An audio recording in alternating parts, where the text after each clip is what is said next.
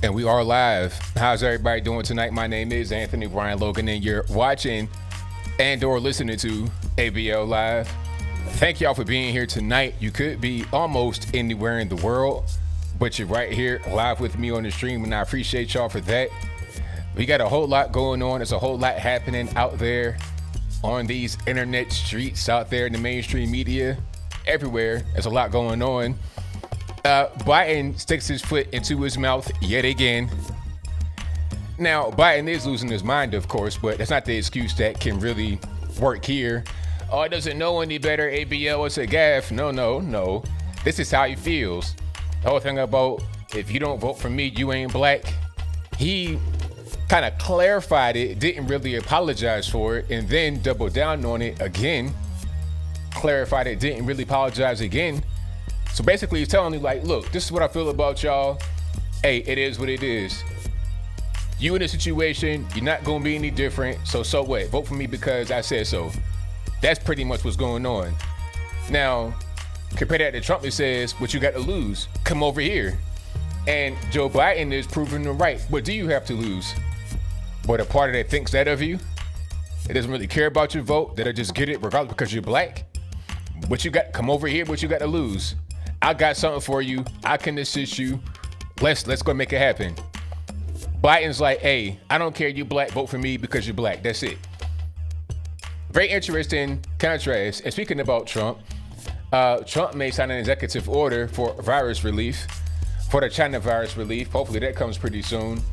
Or we open up. Let's talk about all those things and more on tonight's episode of ABL Live. And I appreciate y'all again for being here. If you like what you have heard on the channel in general, if you like the show, please give the video a thumbs up, like the video, share the video, do all that good stuff. And if you're not subscribed yet, go ahead and do that as well. When you do subscribe, click the button to make sure you get notified whenever I go live and or post a new video. And when I say button, I mean the bell. There's a little animated bell right there. Click that bell so you get notified whenever I go live post a new video. Also, if you're listening on an audio streaming platform, first of all, thank you for doing that. But also give me a rating, a review, whatever you can on that particular platform of your choice. This show you're hearing right now will be available on Apple iTunes, Spotify, Google Play, everywhere. Wherever you listen to podcasts, it should be there. There should be a link for it in the description box below. Also, when you're in your favorite streaming platform, just search ABL Live. I should come right on up. And again, oh, so did he sign it? There we go. So he did sign it. Perfect. So I guess that's breaking news, or breaking news for me. I didn't even see that. So Trump did sign executive order. Matter of fact, let's get into that first because it's kind of like news that I'm just hearing about right now. Okay. I'm searching right now, like you can hear my computer. Okay, this is 47 minutes ago. And it says Trump signs executive actions after stimulus talks break down on Capitol Hill. That's the result from CNN. Now, interestingly enough, you know, when I used to search for news, maybe that's still that way. It could be because it's breaking news. But normally when I search news on Google, I'll get New York Times, Washington Post, always first, and like the little news carousel. But right here, I'm getting CNN and Fox News. So that's pretty good. That's pretty good. And then LA Times and NPR come a little bit later. Okay. And I do read everything. I'm a reader. Most of my day is spent reading news. Actually recording videos takes a small part of my day. But let's go ahead and check it out here. Okay.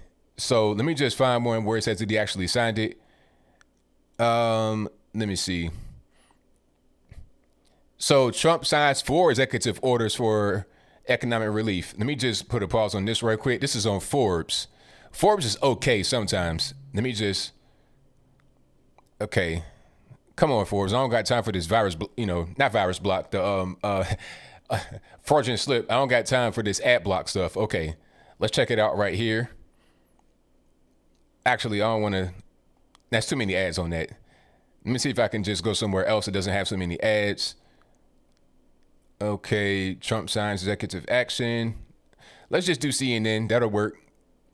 And if they say something wrong, I can just point it out live in real time. Okay. So You guys see it. Trump signs executive actions after talks break down on Capitol Hill. All right, I'm not going to play the video. I'm just going to read it. So President Donald Trump signed 4 executive actions on Saturday. I'm going to just put this more into the screen so you guys can see it. One of which will provide as much as $400 in enhanced unemployment benefits, 25% of which states are being asked to cover after Democrats and the White House were unable to reach an agreement on a coronavirus stimulus relief bill this week. Yeah, they're talking about trillions of dollars. Democrats, it is trillions of dollars. Just, my question about the executive action would be, how much is this going to cost us? Because the Democrats talking about $3.5 trillion, $2.5 trillion, minimum $2 trillion with a T. I mean, we can't just be throwing around a trillion here, a trillion there. This is not $100. This is $1 trillion. Okay, you talking about the global GDP? All the economies on Earth don't add up to 100 trillion. So $1 trillion is a lot of money. Okay, but anyway.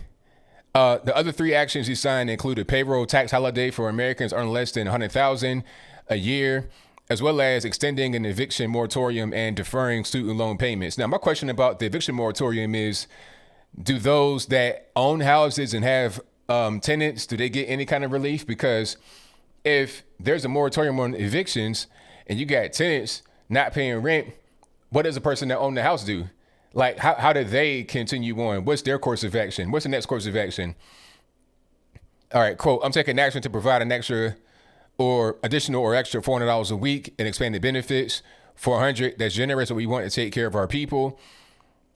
Trump said 375% of the enhanced aid will come from the federal government and 100 will therefore have to come from the states.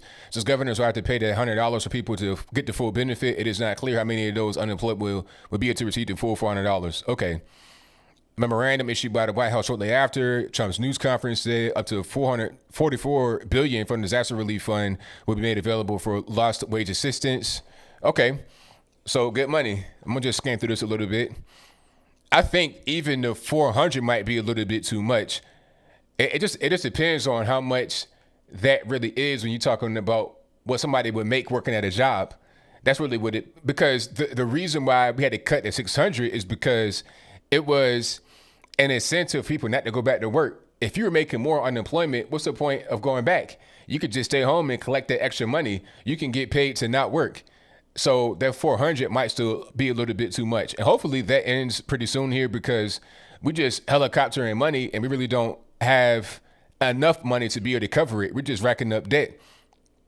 Like I said in my video today, let's go ahead and open up right now, open the country up so we can go ahead and get back to work rather than relying upon all this debt being racked up to fund our lifestyles and to pay for our things that we should pay for ourselves through working.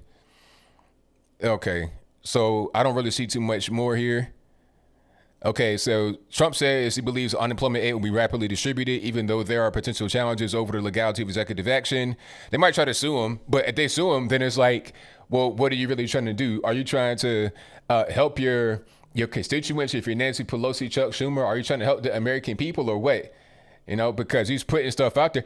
Because the Democrats and Republicans, really the Democrats, they're talking about, we want money for all these little pet projects, trillions of dollars, unrealistic stuff. It was not going to pass. So while they're over there playing games, people are starving. And it's like, all right, you telling me I can't go to work. The kids can't go to school. So even if I could go to work, I got to figure out a way to, take care of these kids while I'm at work. So you got to do something for me. The solution, like I said, have everybody go back. Just open everything back up. No social distancing or nothing, because restaurants, although they may be open, they're at limited capacity. Open it all the way back up so everybody can make the money they're supposed to make. Let's get the economy back on track. Let's not have this makeshift halfway economy. Open it all the way back up. What's the point of wearing a mask into a restaurant and then when you sit down, take it off and eat? Like, all of this, what we're doing makes no sense at all. I don't think that the mask stuff is really even effective. Like, not in the least bit. People wearing the mask improperly. They're not washing the mask. They touching the mask all day. They're scratching their hind parts, touching you with it, all this and that, going to the bathroom, still not washing their hands properly. So it's like, what's the purpose in doing all this? It doesn't even make any sense. Let's go back to opening things up. And hopefully some people that have had some of hopefully some people that have had some of these, you know, these habits that they've picked up, hopefully they can, you know, keep some of those habits, like the, washing their hands, if they wash their hands and wearing a mask, because some people, I'm not really trying to smell their breath and have them spit on me anyway. So hopefully they continue to do that, but open back up. I wouldn't even be mad if they kept the mask on while serving me my hot dogs, chicken wings, or whatever. That's fine, but just let everything be back to normal. That's all that I would like. Because if you don't open things back up, we'll be right back here in a month, in 2 months, in 3 months, and it'll be going on and on and on. More trillions of dollars, more gridlock in DC, more executive orders, more executive action, but if we are not opened up, then we have to do something while people are starving. Because you can go to a grocery store right now and you try to find some spam in the spam aisle, wherever that is, you might not be able to find it. Vienna sausages and, real basic, black beans, you might not be able to find that because people are hungry, and they might not have any money. They're trying to go to food banks running dry. It's a mess. So, yeah, hopefully we're able just to open back up and get things back rocking and rolling the way it's supposed to be. All righty. Yeah. So that's just what it is. Oh, I need to make I digress mug, Mark. I'm gonna do that for you. I make all the merch on there. I'll make a I digress mug. I think I had one, but I didn't really like it too much. I'm gonna do another one just to make sure it's right in the way I want it to be. Yeah, exactly, Big Al. Open up the economy. Just practice safe hygiene. I think we should practice safe hygiene regardless of what's going on, even if we say that the virus ain't even really no big deal. Okay. And let everybody get on that drug that the elites are using. They talk about, when I say they, I mean those that are in power, the people that, the politicians, they say, oh, well, you can't take HCQ. You know what I'm talking about, hydroxychloroquine. You can't take that because it's unproven, it's untested. It's like, look, man, we don't got no time for all this, technical stuff. Let's just go ahead and get it rocking and rolling. Okay, we know this drug been around for a long time. People been using it. People in Congress are using it. I saw a story today where a New York city councilman used it and he credited it with saving his life. We see these kind of stories all over the place with regular normies using it, people that are in power using it, all kind of stuff. Matter of fact, let me pull it up right quick so you can see what's going on. Okay, this is New York City Councilman Paul Vallone. There it is. I'm not going to read it, but you see it. You already see it. So it's like, all right, if he can use it, then why can't regular people use it? That's all I'm trying to say. And he's like a city councilman, right? That's one thing. But then you get into you got your governors, your senators, and House reps, and everybody else using it. So if he can, why can't I? What makes him so different? What makes him so special? He's not. He's just an American, just like me. So I should be able to use it if that's what I want to do, huh? Why not? I don't really see the big deal at all. Not in the least bit. So, yeah. Louis Gomer, everybody, the right to try. Exactly. The right to try. That's right, Scott Wilson, all day long. Okay. That's really it. And the crazy part about it, you can get that drug over the counter in some countries in the world. It's just like getting a Tylenol or Advil or something like that. Oh, it's dangerous, ABL. Well, Tylenol, you take too many Tylenols, it'll be your last Tylenol. It'd be dangerous if you take it incorrectly. Anything is dangerous if you take it incorrectly. You can get all kind of poisons and everything else in the store, just over the counter. You could get rat poison right now from Home Depot, and that's fine. It could kill you, but you can get it. At a certain point, it's a thing called, safety, or just going to a doctor and be like, hey, doctor, what do you think is the necessary method upon which I get this drug administered, the dosage and the combination of other drugs? That's all that there is to it, rather than talking to software developers, Bill Gates, and people that have not treated patients in 30 years, Anthony Fauci. Talk to actual practicing physicians on the ground that have had success with it, ask them what's going on, and we can move forward from there. That just kind of makes sense to me. I don't know about what you guys think, but I think that it just makes kind of common sense. So it is what it is. And thank y'all for joining the stream. I appreciate you guys for being here. If you like what you're hearing so far, give me a thumbs up, like the video, share the video, do all that good stuff. And if you are not subscribed to the channel yet, I don't know what you're waiting on. Go ahead, hit the subscribe button right now. Subscribing is absolutely free. And when you click the subscribe button, click the button right next to it as well. The little bell right there, click that so you get notified whenever I go live and or post a new video. Alrighty, and then what else we got going on? We got a whole lot happening. I want to talk about that right quick. What I just talked about with the drug. There's something else I wanted to touch on with that. I think I pretty much got everything with that. Oh, this is what I want to talk about. At the press conference today where Trump was talking about, I think he was speaking about the executive order at the conference. I'm not really sure where he was, but he said a lot at the conference. And this particular piece of information right here, this particular comment I'm gonna pull up on the screen, and you can also hear it if you're just listening through audio, was great because it really just encapsulates what a lot of us think already. All right, hold on. Matter of fact, this is on my Instagram page right away, Instagram.com/Anthony B. Logan. That is ANTHONY, the letter B, LOGAN. If you're not following me on my Twitter, Instagram, Facebook, etc., all of that is available on my website, which is anthonyblogan.com. And a link for that is in the description box, and it's spelled ANTHONY, the letter B, don't get triggered by this, LOGAN.com. So here's a clip I want to show you guys from Trump at the press conference earlier today. Yeah, please go ahead. Thank you, Mr. President. You said that the pandemic is disappearing, but we lost 6,000 Americans this week. I'm sorry it's kind of low, but it's a reporter that he's asking the question, and the reporter is saying, hey, you said it was going to disappear, talking about the virus. We lost X amount of Americans this week. And just in this room, you have dozens of people. You're not following the guidelines in New Jersey, which say you should not have. No, they don't have to. It's a political activity. You're wrong on that because it's a political activity. They have exceptions, political activity, and it's also a peaceful protest. So when you have, and as you know. So if you didn't hear what the reporter was asking, he was like, hey, people in here, they're not socially distanced and they're not really following the guidelines. But Trump's like, wait a minute, this is a peaceful protest. It's exempt, right? And you'll see what he says after that. They asked if they could be. You know, a number of, and to me, they look like they all have, pretty much all have masks on. But, you know, you have an exclusion in the law. It says peaceful protest or political activity, right? In fact, specifically, yeah, it says exactly political activity or peaceful protest. And you could call it political activity, but I'd call it peaceful protest because they heard you were coming up.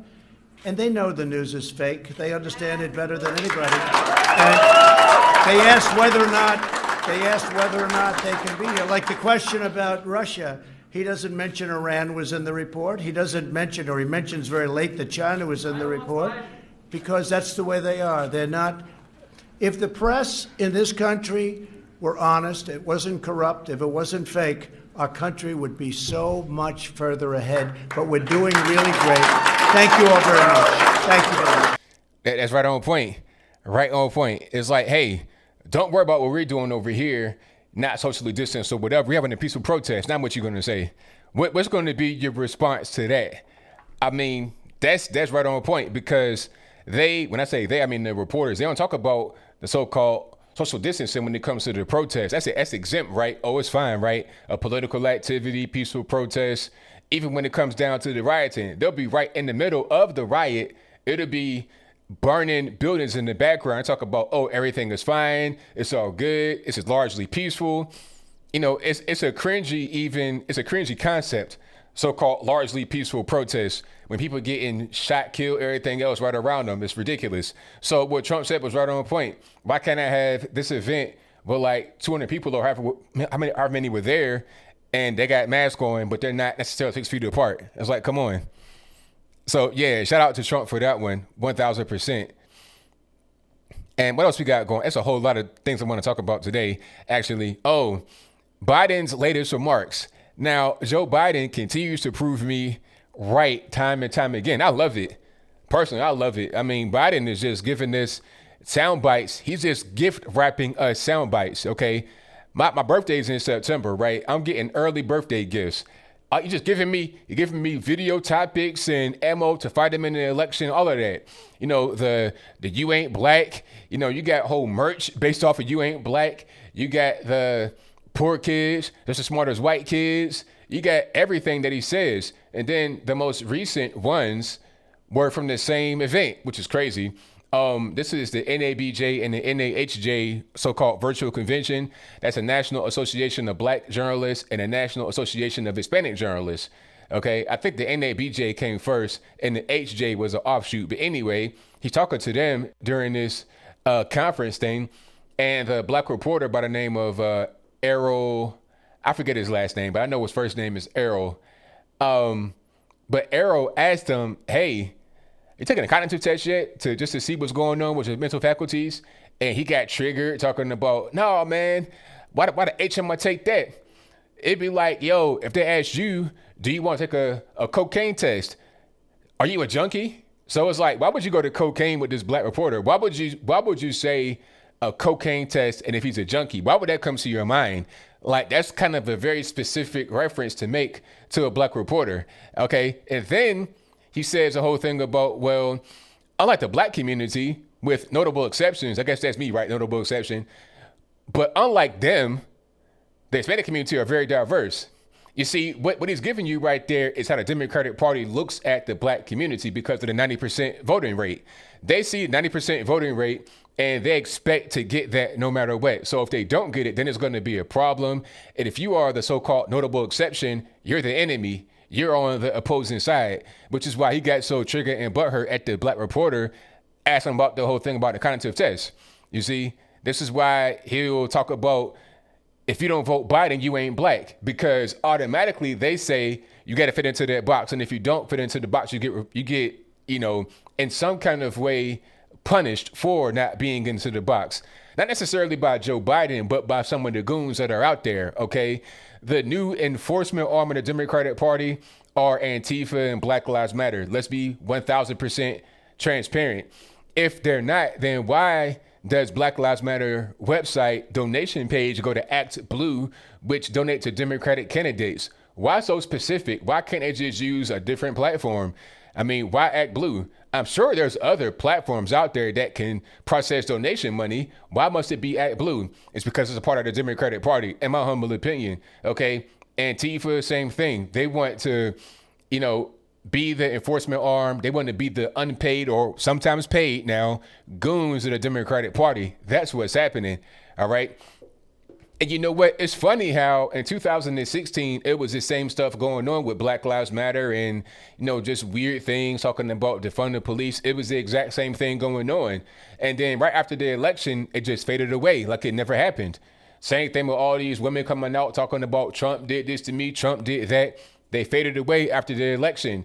This is transparently an effort to try and influence the election by using bullying tactics, subversive tactics, and straight violence, killing people. Okay, a black conservative or Trump supporter or both got stabbed up by an Antifa member in Portland, Oregon. Okay, another black male got shot and killed just days after he got into a little tiff with a guy over his Trump sign. Okay, now I can't say that he got killed for that reason, but he was very well known in the community. He would be outside every day with various signs for other political people, with Bible references. He was well liked, never had any problems, no enemies, not a dope fiend or a crazy person, just like a regular guy that you will always see out there on the block, never had a problem, been out there 25 years, never had an issue until he had a Trump sign, and then 4 days later, he's dead. You see what I'm saying? So when you say stuff like that, it prevents us from being able to break the monotony when you're talking about the 90% voting for the Democratic Party.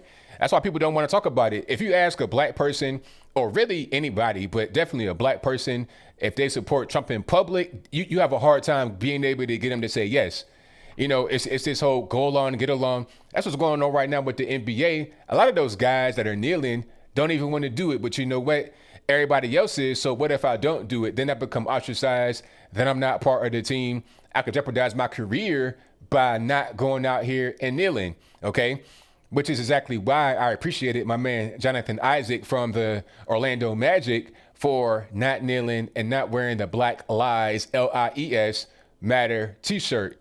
I got a lot of respect for that because of how much bravery it took to be able to go out there and be the only guy in the whole league at the time who was not doing it. Okay, the entire league, all 30 teams, he was the only guy that wasn't doing it. And I appreciate him for that. And when he got hurt, when he not broke his knee, but when he injured his knee recently, people want to come out and mock him, talking about, that's what you get. You didn't want to kneel for Black Lives Matter. The Lord took your knee. This is karma. You deserved it. These are regular normies on Twitter, right? Some of these mouth-breathing morons, the same guys that have no face on their avatar and be trolling all day in your comment section because that's all they got to do in their life. But anyway, some of these same guys that were talking about him being wrong for standing up for Black Lives Matter praised, they were celebrating his knee injury. But you also had ESPN, Dan Le Batard. Now he has that show. I don't know what the show was called. I don't watch ESPN. I've not watched ESPN in years. Okay. I won't even watch ESPN if it's a game on ESPN. You understand? Like, I've long since stopped watching SportsCenter. I used to be a SportsCenter fanatic. I used to watch SportsCenter so much. Like, I used to watch SportsCenter in the morning before I went to school when I was a kid. That was that was like watching news to me every morning. But I've not watched SportsCenter since Stuart Scott passed away. Being real, may he rest in peace. But anyway, Dan Le Batard has an entire show with a whole cast of people. It's like 5 guys on the show, I think, or more. And nobody thought, hey, it probably wouldn't be a good idea if you put a poll out there that asks the question, hey, isn't it funny that the guy who didn't kneel for Black Lives Matter injured his knee and is out for the season? Like, nobody thought that would be a bad idea to do. He put it out there and had it up for a while. And, of course, it got a bunch of backlash. White guy now, by the way. Let's not forget about that. Dan Le Batard. He put the poll out there, and of course, it got a lot of backlash. It got some positive results as well from racist people, and just, bad people.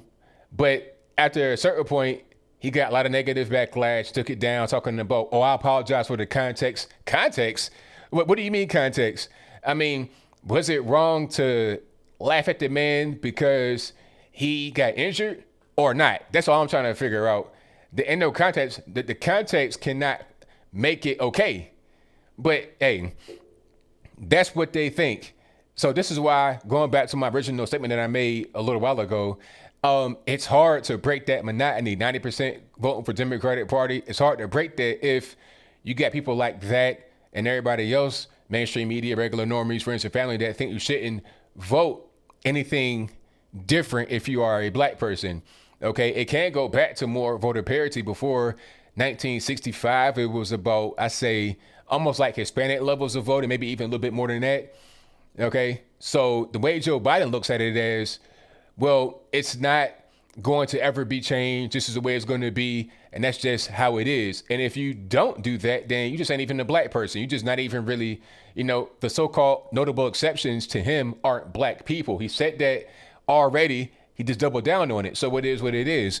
But I want to see who he picks for his VP. Now, I heard that Gretchen Whitmer met with him in person, but he said that he's going to consider a bunch of black women. I think it's like 8 black women that he's considering. Susan Rice on the short list, Kamala Harris kind of counts as black. She counts to the public, even though she's more, East Indian, red dye Indian than anything else. But anyway, I guess she counts as black, being like 20% black. Anyway, she counts Susan Rice, Kamala Harris, Keisha Lance Bottoms, maybe Stacey A1 Abrams Tank. Maybe she still may be in the running. And some other people that I don't know that happen to be black. Random nobodies that are just black. And what you mean with Gretchen Whitmer? What's going on with that, sir? And I heard about it could possibly Amy Klobuchar, Pocahontas. And then you see like a lot of the surrogates for Biden just protecting him for whatever happens. All the comments, he didn't really mean it. He meant this, he meant that. What are they going to do when he does not pick a black woman to be the VP? You got Black Lives Matter talking about he must pick a black vice president and it must be a black woman. And when he doesn't, what's going to happen then? What you gonna do? He's already said that he don't really value the black vote or anybody black. So what you gonna do when he doesn't do it? And he votes, or he selects somebody that would give him a better chance to winning. Because the reality is, the Democratic Party, to have more votes in the Democratic Party, you'd be better off getting Gretchen Whitmer or Amy Klobuchar or Pocahontas. They'd be able to capture more of the Midwest white woman vote. That's just big. That's just facts. Okay, that's just all there really is to it. The whole black thing is not even really going to work anymore. Obama was the first and last one on that side, at least, in my humble opinion.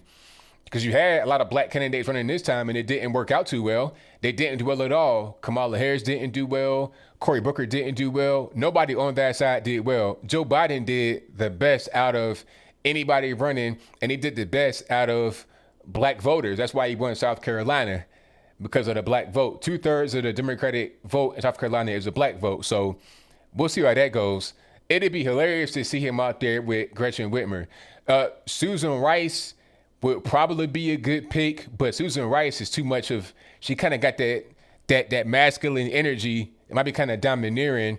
And she has like a lot of skeletons in her closet, a lot of baggage with Benghazi and all that good stuff. So that might not be good. Same thing with Kamala Harris. Not necessarily being masculine, but just having skeletons in her closet. It'll probably be Gretchen Whitmer or somebody like that. I think that there's a better chance of it being Gretchen Whitmer than Kamala Harris. That's just my opinion, but we'll see. We'll definitely see. And I saw Joe Biden out there today on his bicycle with a mask on but no helmet. It's like, sir, all right, Joe Biden, you look terribly weak. I mean, you look like you got one foot in the grave right now. If you fall at all, you could be going 1 mile an hour. You're going to be seriously injured. Your hip ain't going to be right. Your head going to be all bust. Put on a helmet, because you're just not even really in shape to be out there without the helmet on. The mask is, if you could just pick one piece of equipment, it'll probably be a helmet right now for you, sir, on a bicycle. But hey, it is what it is. We're going to see what happens coming up here pretty soon. I cannot wait at all. I can't wait till the debates, really. They're saying the first debate is going to be like late September, I think September the 19th. I can't wait for that. That's going to be fantastic. I'm ready. I'm a broadcast it. I'll be right here with y'all broadcasting it. That's going to be fun.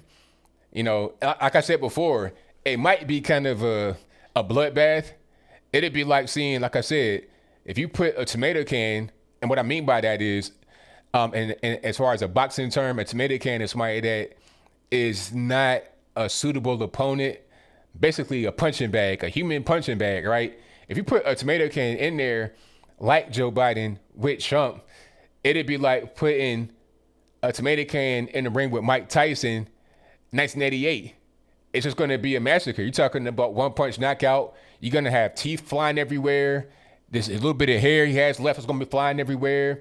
His poly grip going to be all over the ring. It's going to be a mess, man. So I really don't want to see a bloodbath. Hopefully they do something to him. Give him some steroids, some type of energy drink, something, some Red Bull, get him rocking and rolling, some cocaine. He can go to Hunter and get someone that Booker sugar and get himself right. You understand what I'm saying? Because he's not going to be able to do very well in a debate with Trump, just the way he is right now. He can barely string two words together coherently. How is he going to debate for any amount of time?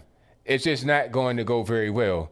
All right. He got his granddaughter or somebody out there, some handler, you know, like helping him get from the ice cream store to his car. How is he going to be debating Trump? It's going to be a mess, but we'll see.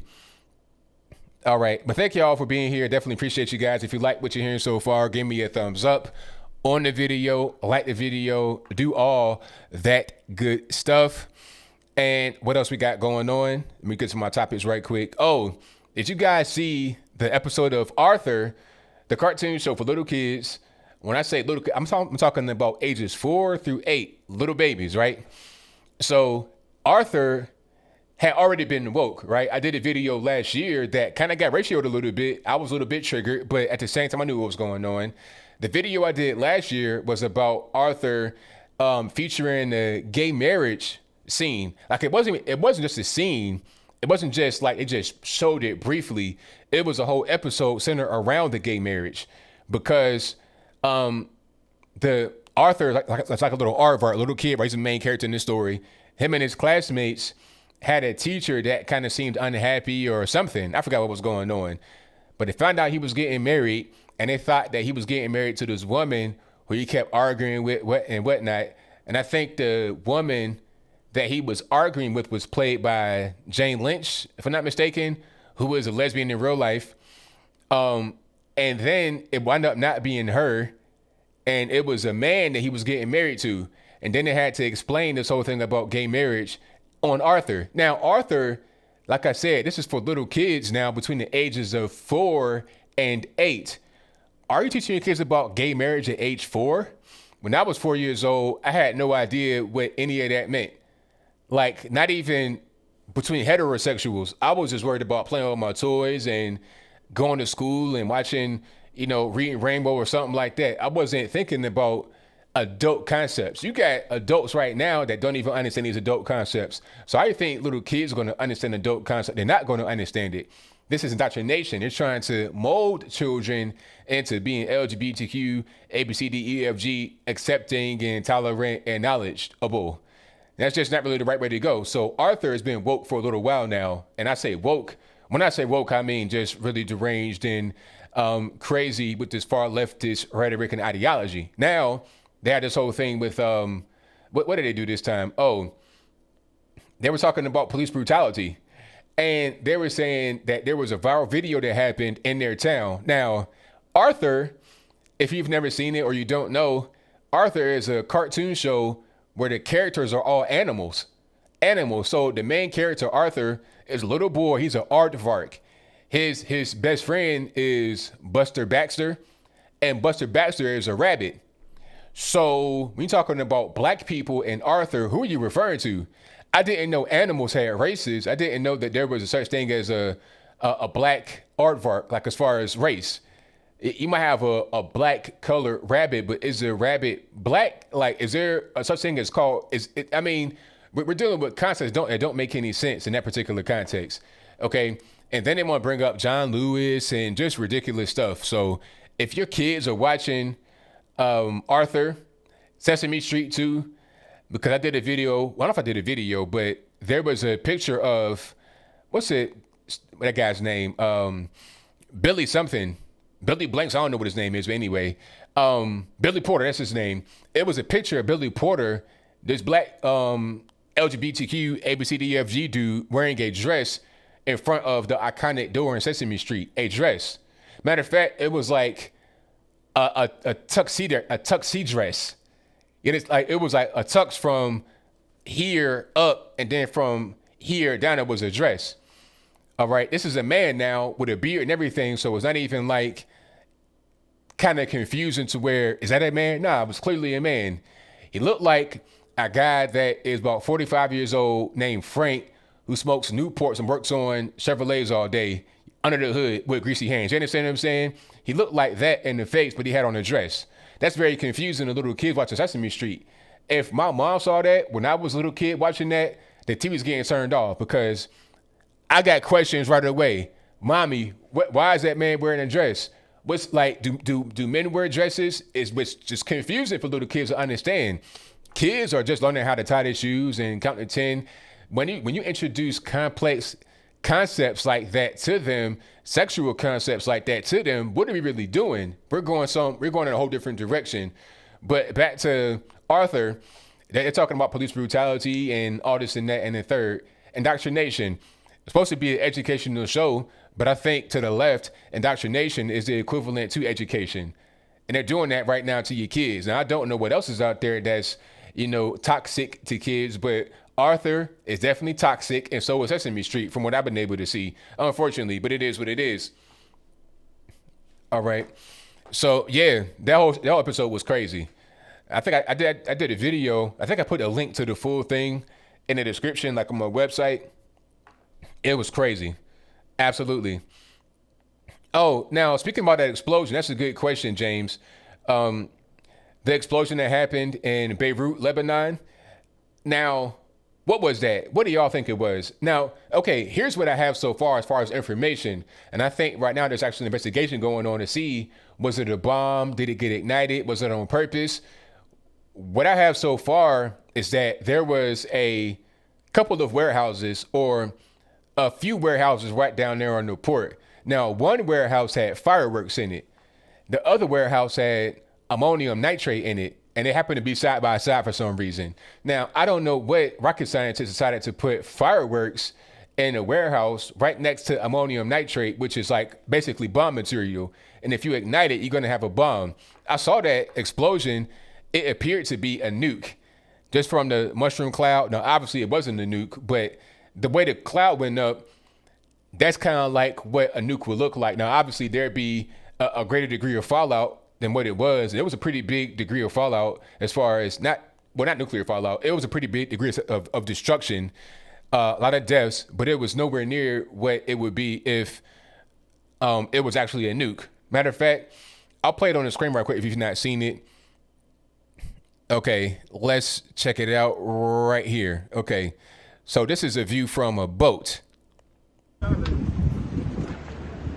So right there, they're saying, okay, it was a warehouse that had caught on fire, or this might have been the fireworks that were on fire right here. Because there was another view of this that showed like some fireworks popping, if I'm not mistaken.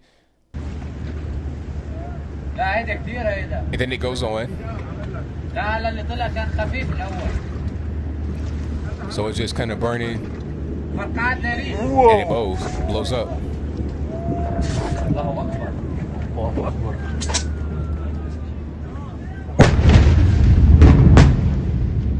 So, I mean, we see something like that. I mean, what do you think? That whole thing right there was crazy. I think what happened was it was ammonium nitrate. It blew up. Now, the issue is we don't really know. We don't really know like why the ammonium nitrate was right there. They're talking about Hamas may have had it right there to store for bomb making material to attack Israel, or Israel was involved. I don't really know what's going on, but yeah, something definitely happened right there. I just don't exactly know what caused it. I don't know all the details, but all I know as far as any information I have is that it was fireworks, and then ammonium nitrate, they, collided, and boom, you got a big bomb. Yeah, not a nuke, definitely not a nuke, but it was definitely not just fireworks. I think the first fire could have been fireworks and then it spread to the ammonium nitrate. But my question would be, why do you have fireworks right next to the ammonium nitrate? Who decided to do that? I don't really understand how that makes much sense. It's pretty strange, but it is what it is. Yeah, the shockwave was crazy, and it was different. It was different clips that showed what's going on. It was really wild. Matter of fact, if I can find another one, I'll show it to you right quick. There was one situation where it was a lady doing her wedding pictures out there. As a matter of fact, she was a doctor in the U.S. And right in the middle of her posing, the shockwave went off. I don't think she was hurt too bad. I think she was able to treat people out there because she's a doctor, obviously. But to see that explosion happen right there was just really kind of crazy, And they're having like protests out there and stuff, so-called that's a whole different story right there, because some of these protests, I don't know who's out there, who's out there encouraging the protests, who's behind the protests, what are they protests? I'm not really sure what's going on, but there is some action after that as far as civil unrest, for sure. Okay. I'm going to try to find another one. There's a different video that kind of showed what was going on. Let me see. Macron was out there because is Lebanon a former French territory? So Macron was out there and he was kind of getting cussed out by people. They don't really like him. They're looking at like colonial powers trying to come back. It's a whole big mess down there. Lebanon, you right there in the very sensitive region. It's a lot of things that happen. You get an explosion like that, whether it's an accident or not, it's going to be an issue for sure. It's no problem. It's definitely going to be an issue for sure. All right. Matter of fact, here's some aftermath video.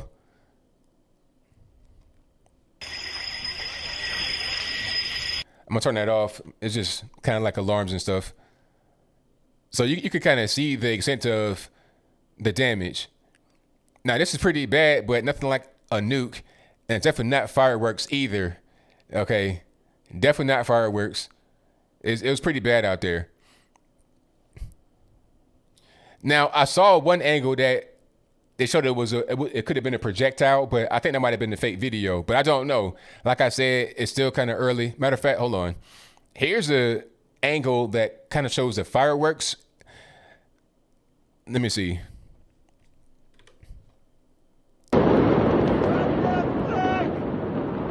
So if you look kind of like right there at the base of it, it's kind of hard to see. You see, it's like different explosions.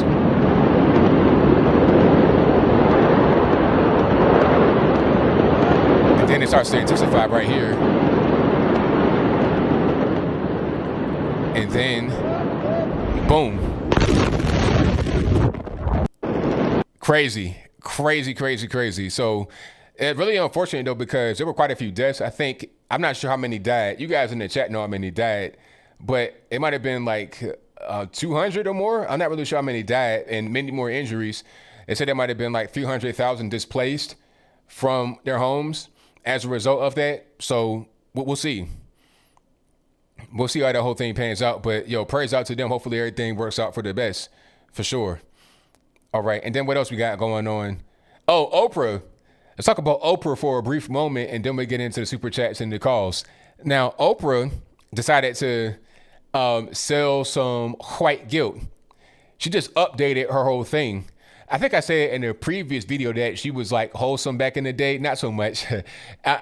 Like compared to today, it might have been like, I think she was doing like almost like Jerry Springer type stuff, but she had some stuff that wasn't that bad. Like a lot of interviews. She did daytime talk show stuff. And back then you had Jerry, you had, who else? Jesse Raphael, these kind of people, Ricky Lake. It was kind of like that, but she was like one of the more popular, if not the most popular person on daytime TV back then. So now she simply upgraded her business model to just woke stuff, white privilege and how bad white people are. And, the craziest part about the whole thing was when she said, it doesn't really matter how low on the rung of society that you are, you still have your whiteness. But I'm like, hey, you know what? I can't really tell if people are able to just be white and have a leg up on anybody. And if I was a white supremacist, I'd be saying that. I'd be saying, you know what? It doesn't matter how low you are, white man. You are the cream of the crop, the pick of the litter, the bee's knees. That's what I'd be saying if I was a white supremacist. Like, it doesn't matter how low you are. You're always above a colored person. That'd be my rationale. And Oprah said the exact same thing on TV. So I'm trying to figure out what's going on. Are you pro-black or are you white supremacist? Are you going to get like the little Nazi, the little swastika right there on your center of your forehead or what, Oprah? I'm trying to figure out what's going on. What she's doing really is just selling this whole thing about white guilt and white privilege. Selling it to those that kind of feel guilty about being white because, okay, and you know what? I said it in a debate with Destiny. I know you guys probably seen that debate, but I said it with them. I'm like, the white liberal and the white supremacists are not much of a difference.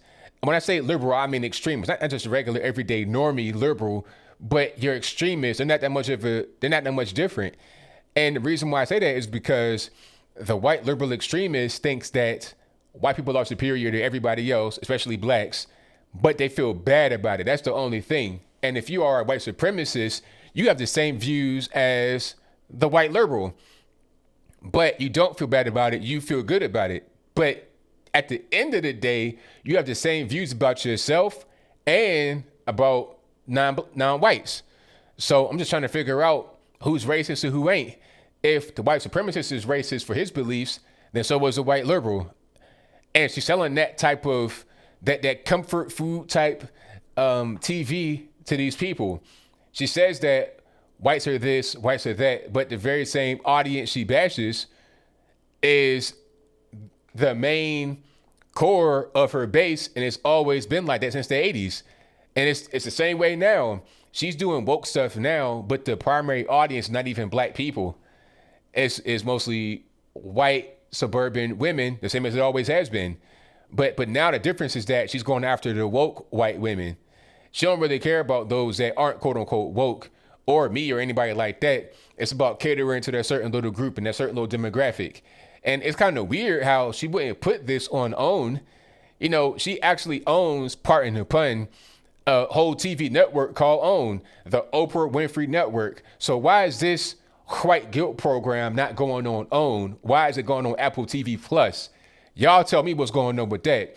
Maybe because you got black shows on there and you don't want to have this show praising whiteness in a non-direct way, competing with black shows. You understand what I'm saying? It doesn't really go together. And then, of course, there's a big bag from Apple on the table. I know Tim Cook, you know, he's writing the checks, big checks. Okay, Oprah, here's $10 million. Boom. Go out here and sell white privilege. All right, cool. I got it. Appreciate it. You know, she can get a few new houses, get a few new cars, or, you know, build a school in somewhere in Europe or something, not even America, and it's all good. That's kind of what's going on. So Oprah just, you know, same old hustle, just a different kind of way she's going about it. Ain't nothing new.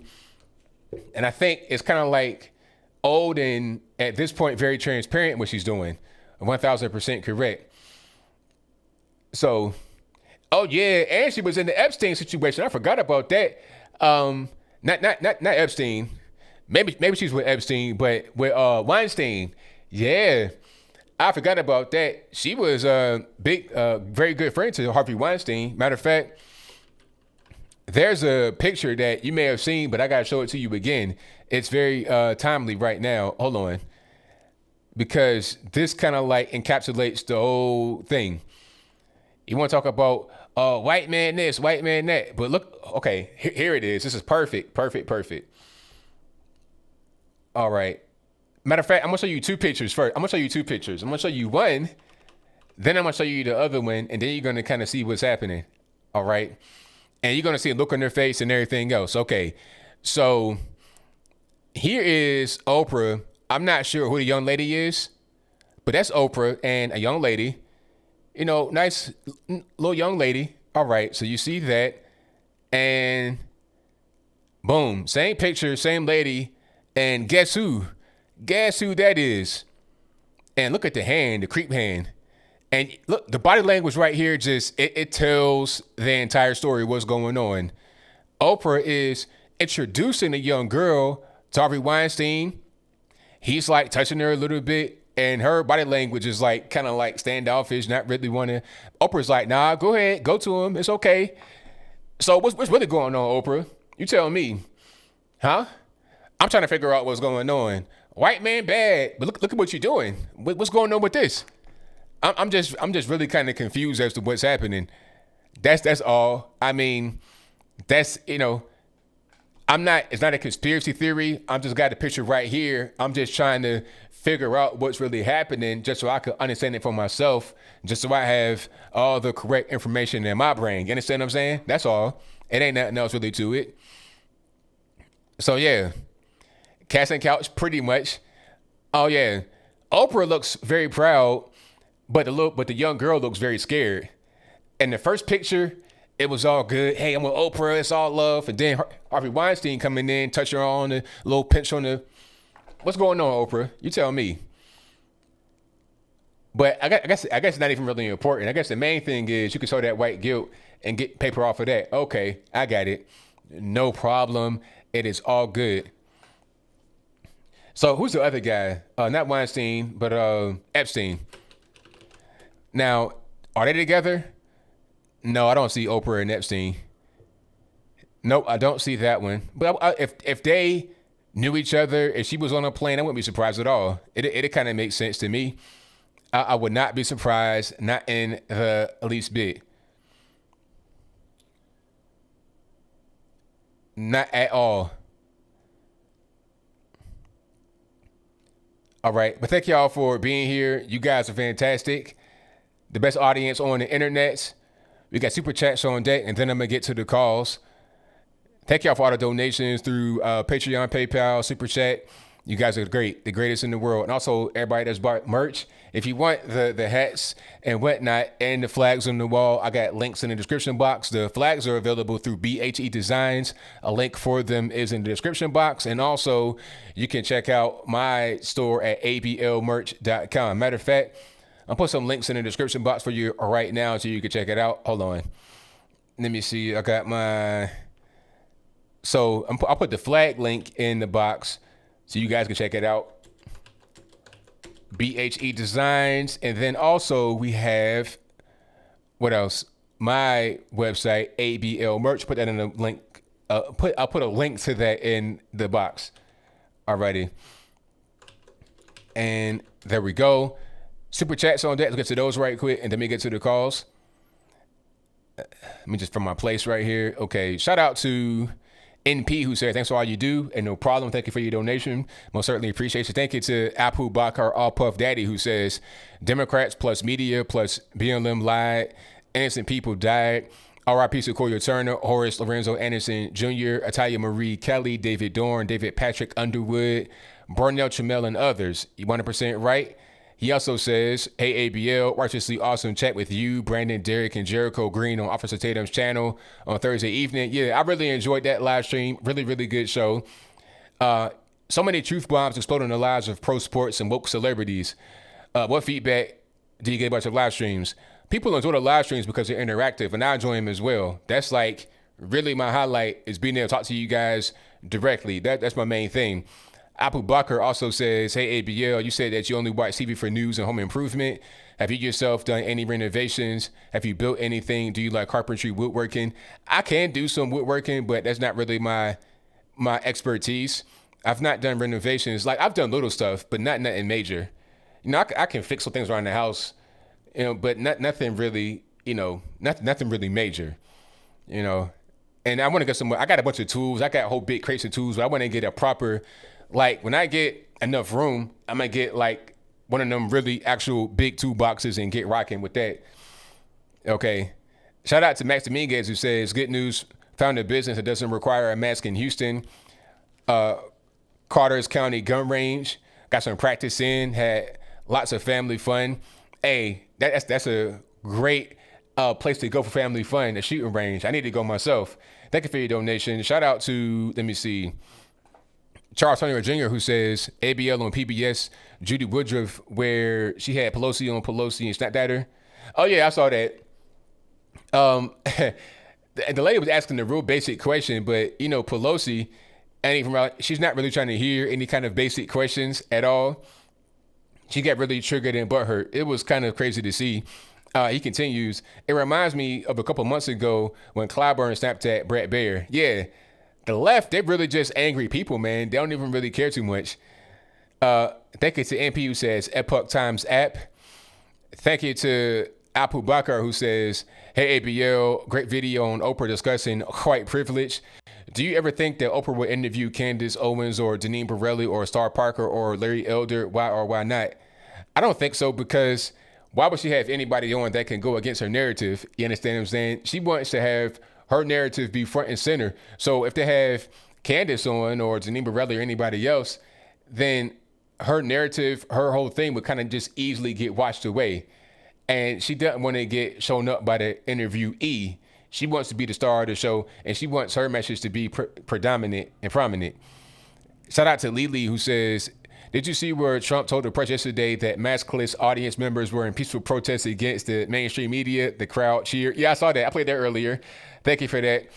Shout out to Retro Gamer 81, who says, hey, ABL, considering leaving New York. I'm upstate, but it's still rough. How's Tennessee? Liberals moving there and ruining that yet? Tennessee is good. Liberals are going to Nashville, and they're not quite ruining it, but they're not quite making it better. It's kind of hard to keep your liberal values down here, really. Some of the cities are kind of liberal, but they're only liberal to a certain degree. Like every city pretty much has a liberal mayor, but you can only get but so liberal, you know, like the county surrounding it. So the way we got it down here is that we have county mayors and city mayors. Not sure how it is in other states, but it's like that here. So where I'm at, you have kind of a liberal city mayor, but he's not even really that liberal. Okay. Like he came up with a mask mandate, but the police in the city said they're not going to enforce it. And the mayor's not come out against the police to say anything. So, it's pretty chill down here. I like it. I like it better than Virginia. And I love Virginia. Shout out to Virginia, but it's better than Virginia. It is what it is. And it's beautiful down here too. Thank you to Apu Bakar, Apu Daddy, who says, hey, ABL, Rep. Karen Bass said that 100,000 deaths from COVID are President Trump's fault. Charlamagne the God says health issues in the black community are evidence of systemic racism. Thoughts?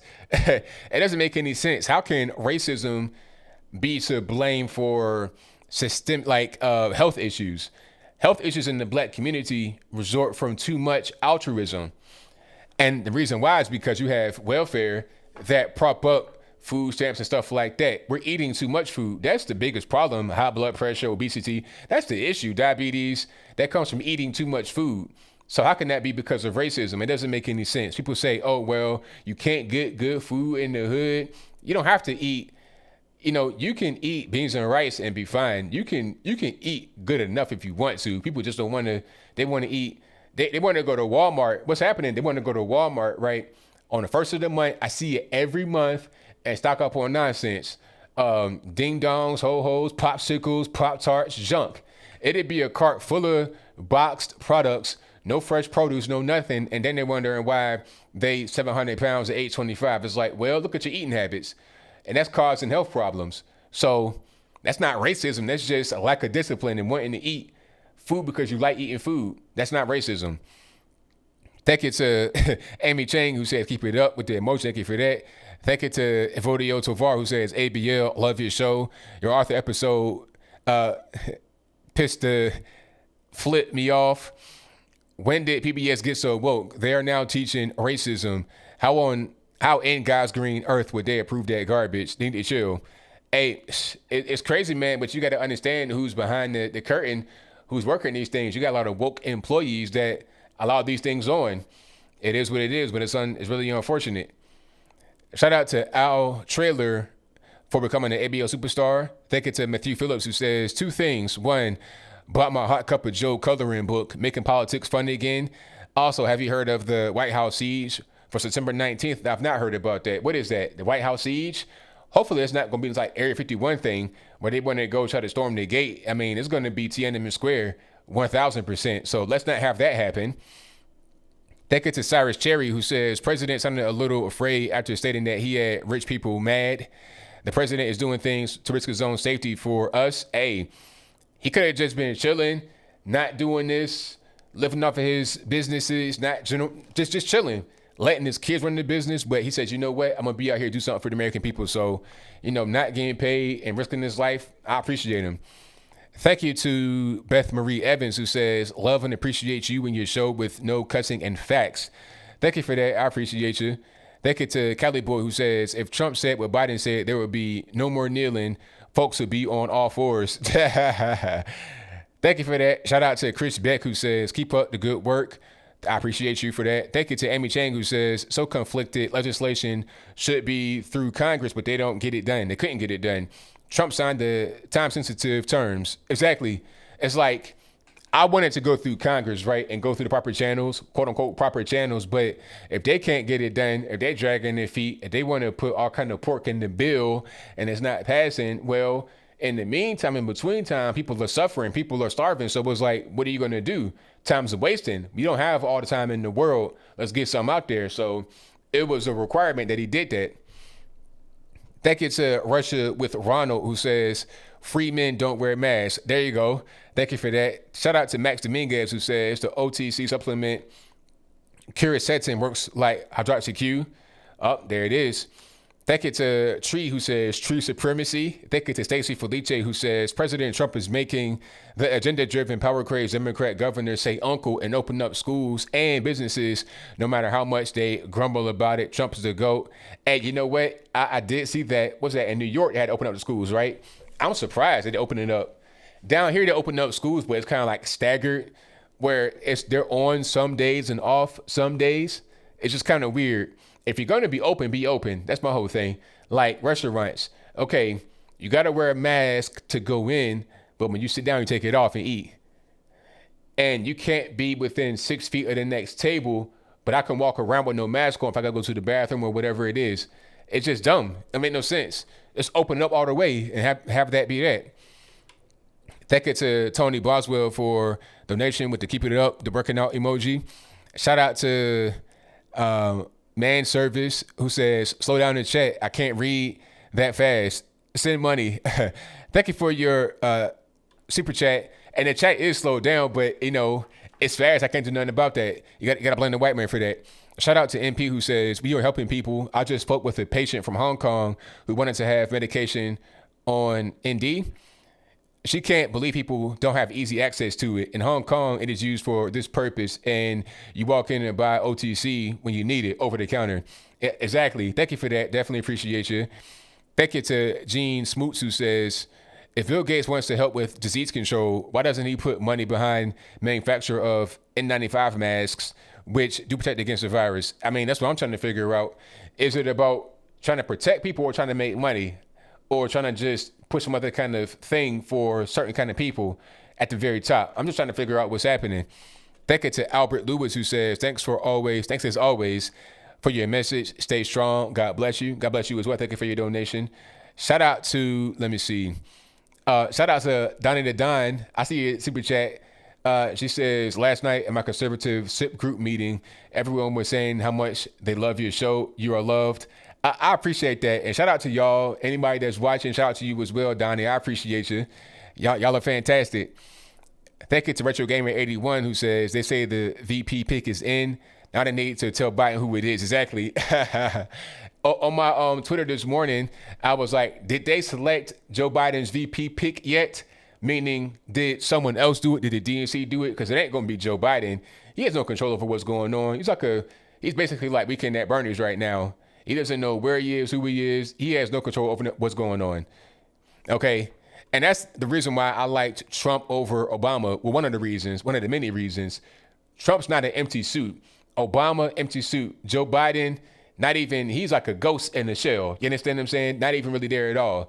So I appreciate Trump for actually leading and not being led by other people who are secretly leading the country and using him as a puppet to do so. Thank you to Wayne Ronca who says, they think we're now armed and ready to protect freedom for our children from globalism and corruption. Arm up, people. Freedom is easy to take and hard to keep. There you go. 1,000%. Thank you to Captain Spire who says, please pray about inviting Alfonso Rachel on. Hey, I'll ask and see what's going on with that. Shout out to him. Thank you to Jeebs who says, watch your debate with Destiny from a couple years ago. Really shows how racist the left can be and not even realize what they're doing. Exactly. My thing about Destiny, I ain't want to call him racist. I just think that he was ignorant and didn't even understand what he was saying. People like him think they're doing something that's noble, but they don't even understand what they're actually saying. They got to zoom out and see what they're saying. All right. They got to zoom out and look at what they're saying and look at it like with no bias objectively compared to someone else, to white supremacists. Look at your statements and see what you say versus what they say. It ain't that much different. So, yeah, thank you for that. Shout out to Mark Sammons who says, I enjoy Mr. Trump. He's very presidential looking. Thank you to Satanor Nasuno who says, you are the voice of reason, ABL. Thank you for that. Thank you to Will Redding who says, I tried watching the game without the fans. It was like Kool-Aid without sugar. It sucked. Exactly. It's just really weird because fans are part of the show. Going to a basketball game or a baseball game or like any kind of sports game, it's fun being in the crowd beyond just watching it. It's like a whole different experience being there. And when you're watching it, you get to kind of experience some of what the crowd experiences. And without the crowd, it's just really weird. It's like watching a video game, but not. It's just kind of strange. Thank you to Marisa Lobu for the You Are Amazing emoji. Thank you for that. Thank you to Justice Smith who says, I called a live number and got beeps normal. It's not on yet. I'll get to the calls in a minute. Thank you to Alan H who says, number one fan, I appreciate you. Thank you to Debauchy who says, Don Cherry, the icon for Hockey Night in Canada, got terminated by the leftist liberal cancel culture. Did he get fired? I did a video about that a while back. Did he get fired for that, or was there some kind of like suspension? I think he got fired back then. Thank you to Brian Stevenson who says, ABL, we are heading towards a cashless society. I heard that Chase Bank will only be doing card, only no cash, and most of your self-checkout is card, only no cash. What do you think about this, ABL? It's been coming for a long time. This ain't nothing new. 98% of cash is digital. Again, 98% of cash is digital. Most cash right now is created out of thin air and through debt. Most cash don't even really exist. So we're already right there, honestly. Now, what they shouldn't do is put that chip in your hand. Now be a mark of the beast territory. You don't want that. But they've already tried to do that. They've already done that to some people. But I'm not getting that. I don't know about y'all. Thank you to Long Rider who says, oh, just for the donation. Thank you to Miriam Vidal who says, this is peak 2020, a brown-faced aardvark selling gay marriage to kids. Lord help us. Exactly. Thank you for that. Shout out to Judas Rains who says, or just a donation. Thank you to Cyrus Cherry who says, ever since does dark memes of Arthur started floating around on Facebook, things been going downhill. Woke, sexualized lunatics. Exactly. Thank you to Stella H for becoming an ABL supporter. Thank you to Chris K for the keep it up emoji with the working out. Thank you to Gray for your donation, and also to K Grace for the heart emoji. Shout out to Matthew Smith who says, my paycheck getting ready to get bigger. There you go. Thank you to Eduardo Tavares says, keep it up. Thank you to Diana M for your donation. Thank you to Gray who says, hey ABL, did you see that Save the Children was banned from Facebook? Save the Children? Like, what do you mean? Like the actual organization? Like, I don't know anything about that. I got to look into it. I've not seen that. Thank you to Prochacho357 who says, would love to hear your thoughts on Facebook taking down Save the Children. Is it pedo book now? Much love, ABL. So is it a hashtag? What's going on? I've not seen that story. I need to look into it. I've not heard about it.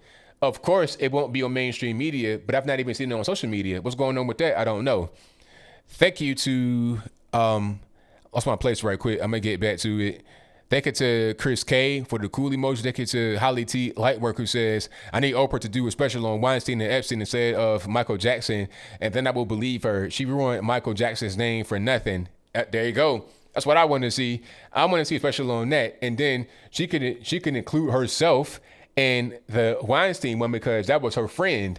So very good point. Thank you to Cyrus Cherry who says, Oprah has been woke since she started bringing all those self-help gurus on the show like Eckhart Tolle. Guess she didn't become enlightened. I guess not. Thank you to Second Shooter Games who says, was watching Tim Pool today and he mentions Antifa might attempt 50-day siege on the White House since they think Biden will lose. If they really do this, do you think they can get far with that? I'm telling you, Tiananmen, look it up. You know, people see the picture at Tiananmen Square of the little man in front of the tank and it's not moving, but people don't really share the subsequent pictures. There's more. There's more to Tiananmen Square.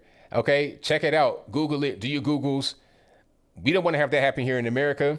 They may try to do that to sacrifice themselves, to make Trump look bad, or to make it seem like it's some kind of like military takeover. But I don't want to see nothing like that. I think it'll be some kind of like new device you don't even know about that'll knock you out. And you wake up in the morning, you be in some cold, dark room with a rock and a sickle and a hammer.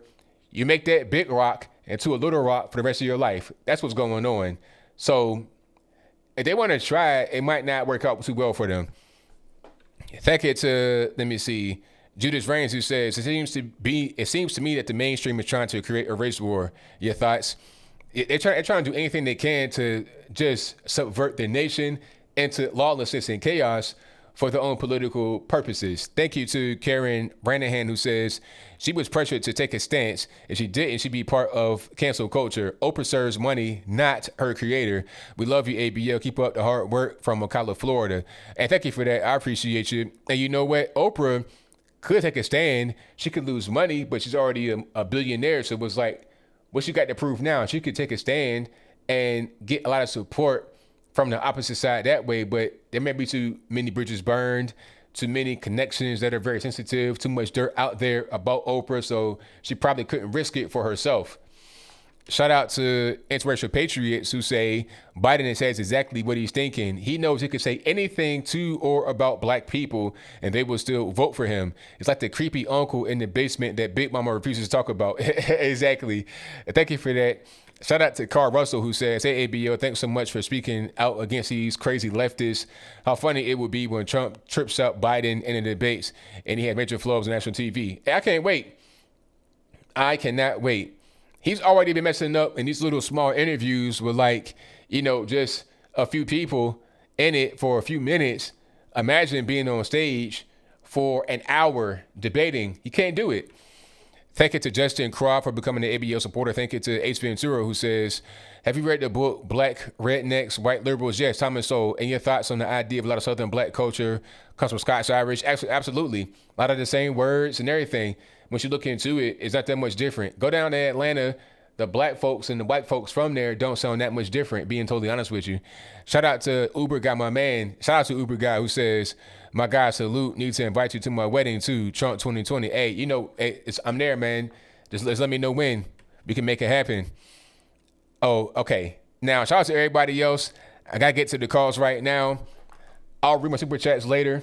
But you guys know the drill. The number to call is 434-658-1220. Again, 434-658-1220. Let me start Skype right quick and see if it wants to act right, which it normally does not do from the beginning, but we'll see what happens with it. And you guys subscribe to a couple of channels. Subscribe to Interracial Patriots and also subscribe to Uber Guy. Again, Interracial Patriots and Uber Guy. Shout out to them for hanging out in the chat. All right. And if you like what you're hearing so far, give me a thumbs up on the video, share the video, do all that good stuff. Also, if you're not subscribed yet for some reason, go ahead and subscribe right now. I'd appreciate it if you did. That'll help me out tremendously. Subscribing absolutely free, and you won't regret it. I got good content, good people, all that good stuff coming on the show. All right, let me just fix my ringer right quick, and then I can bring you guys on. All right, caller, I'm speaking to 937.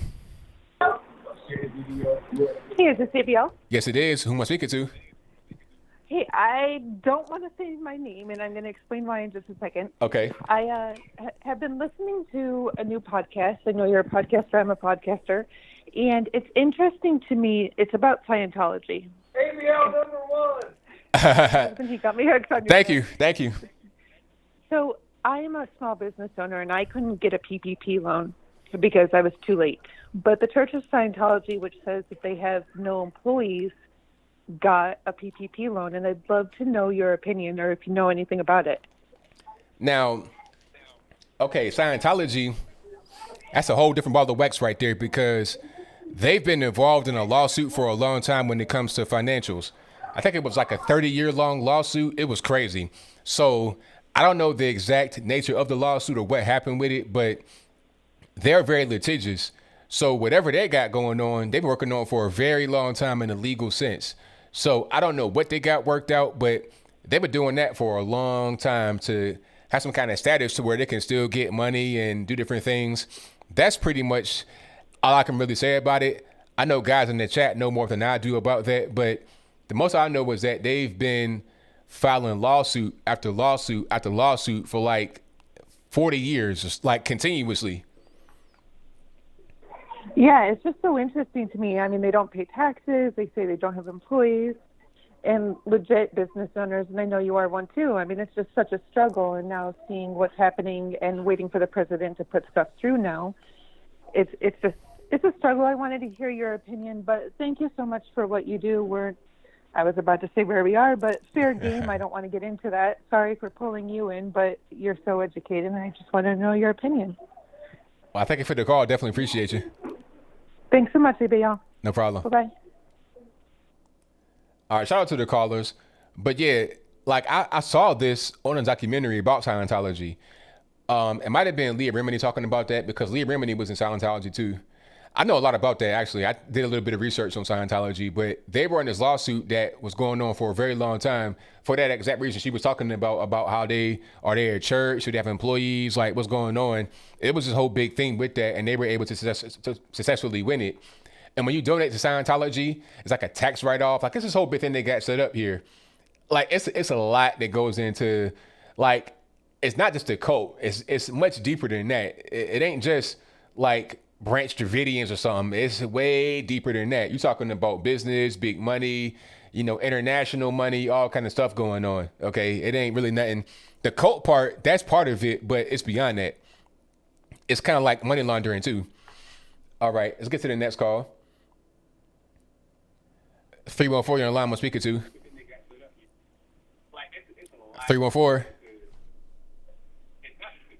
All right, you got to be ready to answer the call when I pick up. All right, Valentine, what's going on? Talk to me, brother. How you feeling today, Anthony? Everything's good, man. Can't complain. That's good. That sounds good. Let me ask you this, man. And I've been asking this question: is why is it that white people? And by the way, before I get into the question, how you doing, my fellow BIPOC? It's all good, man. All good. All right. Why is it that white people are so willing to, like, accept this whole thing regarding white privilege, and they're so willing to kneel and all this? I don't know if you watched the whole interview with Oprah, and when she starts spewing her white privilege, she starts giving her pitch. There's the white person there, and she's like saying yes to the whole thing of white privilege, and is actually a thing. Why is it that white people are so willing to accept this? Do you have any indication why they is? Because I think some people, it's varying reasons, but some people feel guilty, and the reason why they feel guilty is because they think they're superior. You see what I'm saying? They're kind of like white supremacists, but they're guilty about it. So in order for them to have that feeling of superiority and not feel good about it, they do things like go out there and kneel. They do things like go out there and so-called protest, all of that. They feel like they got to do something to utilize their superiority in a positive way rather than in a way to where they take advantage of others. That's kind of what's going on, in my humble opinion. But that it actually makes sense. Like, I mean, if you felt like you were equal to your fellow brother, you will not be apologizing or doing anything whatsoever. I'm like, you will be actually on the other side. You will be saying, no, what are you talking about? Like, I'm exactly as you. So how are you more privileged than me? Unless, like you said, they actually do feel more superior. So they are actually going through this whole almost like a religious type of thing of apologizing and getting on their knees and all that to, tell the world that we are actually more superior than you guys. But I didn't see you. I mean, unless I'm wrong, I didn't see you cover changing topics here a little bit. The story about the Cubans in Louisville, Kentucky. Did you get into that and BLM extorting them? No, I didn't get into that. I do want to cover that, but I didn't get into it yet. So let's talk a little bit about it. BLM gets into a brand new business model in which is extortion and racketeering in Louisville, Kentucky. And some of the demands that they make, they actually mail a list to the business owner in several business owners in Louisville, Kentucky, in the section called NULU, N-U-L-U, Kentucky. And there's a Cuban business owner, and they name them, they give them a list of demands of what they want from these business owners.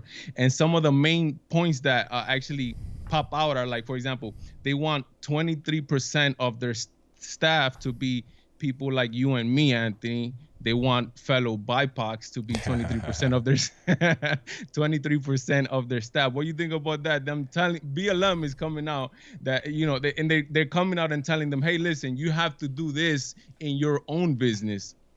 And that's crazy. That's mafia stuff. That's straight extortion. That's straight do X or Y is going to happen to you. That's pretty much what's going on with that. So it's like, where are we really going? Like you want to have all this equality and fairness, but you're going to just attack a random business. What are you even doing? It's insanity. Actually, the Cuban business owner actually came out and said, listen, there's a time for everything, and this is the time for us to stand up. So I guess I'm guessing, the silent majority is actually standing up and saying, enough is enough. Some of the other demands that actually BLM wants is 23% of the inventory has to be bought from fellow BIPOC retailers. You laugh, but it's true, Anthony. It's true. They want fellow BIPOC retailers.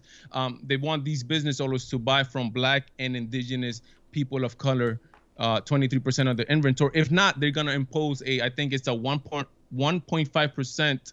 I guess you could call it a BIPOC tax, meaning they have they have to take 1.5% of their income and apport it to Black or indigenous people of color of companies. I mean, it's insanity. Not only that, the dress code of the employees has to be, I guess, what you will call BIPOC appropriate, meaning they could dress in whatever, almost like whatever they want, whatever is appropriate for the employee and not the employer, which has a certain, obviously you as a fellow business owner, you know exactly how these things go. You have a certain theme that you want people to, to go by, and you set the dress code. You know what I'm saying? Right. Absolutely. It's crazy. They also want them to put like signs on the door that says that they support reparations too. If not, the repercussions are going to be, for example, they're going to report them to the Better Business Bureau, or they're going to be exposed to social media harassment, and they're going to put fellow BIPOC business owners tables in front of their establishments to sell their products. That's insanity, man. It's ridiculous. And the craziest part is that if these people that are trying to extort this business started their own business and had those same rules that they're trying to apply to the other business, it wouldn't even work out, because that's not how business works. You get the best price, you get the best source, you get the best labor. It's this whole race thing doesn't make sense. We're talking about business. It's all about just doing the best thing for your business, and that's it. So they wouldn't do that themselves, but they want to put it on the other business. It's crazy. And that's what I'm saying, is like they're putting all these rules is because I feel like these people that are putting these rules and these demands have never ever in their life has made their own business. Because if they would know exactly how hard it is to make their own business, they would not be putting all these stupid and crazy rules. I mean, Anthony, we are in 2020, so it just comes with the territory, I guess. That's right. My brother, thank you so much for the time that you give me to talk to you people and to talk to you, actually. God bless and take care of yourself, my brother. Thank you for the call, man. Definitely appreciate you. Take care, my brother. Peace.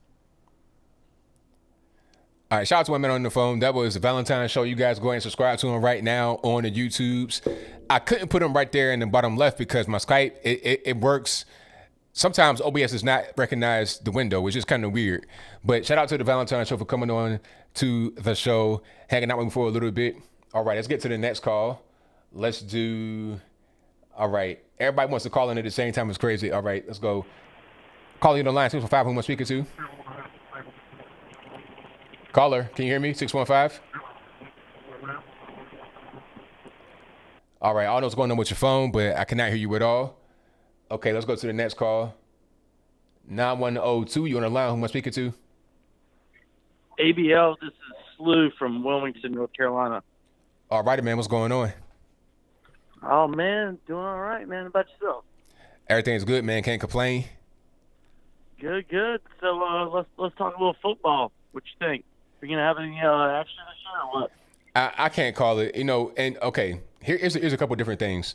You got college and you get the NFL. Now, college, if they don't bring college back, that's going to be a problem, because a lot of these cities, Knoxville and everywhere, a lot of these cities are built on college football. So with no college football, you're talking about already bad economic downturn is going to just get that much worse.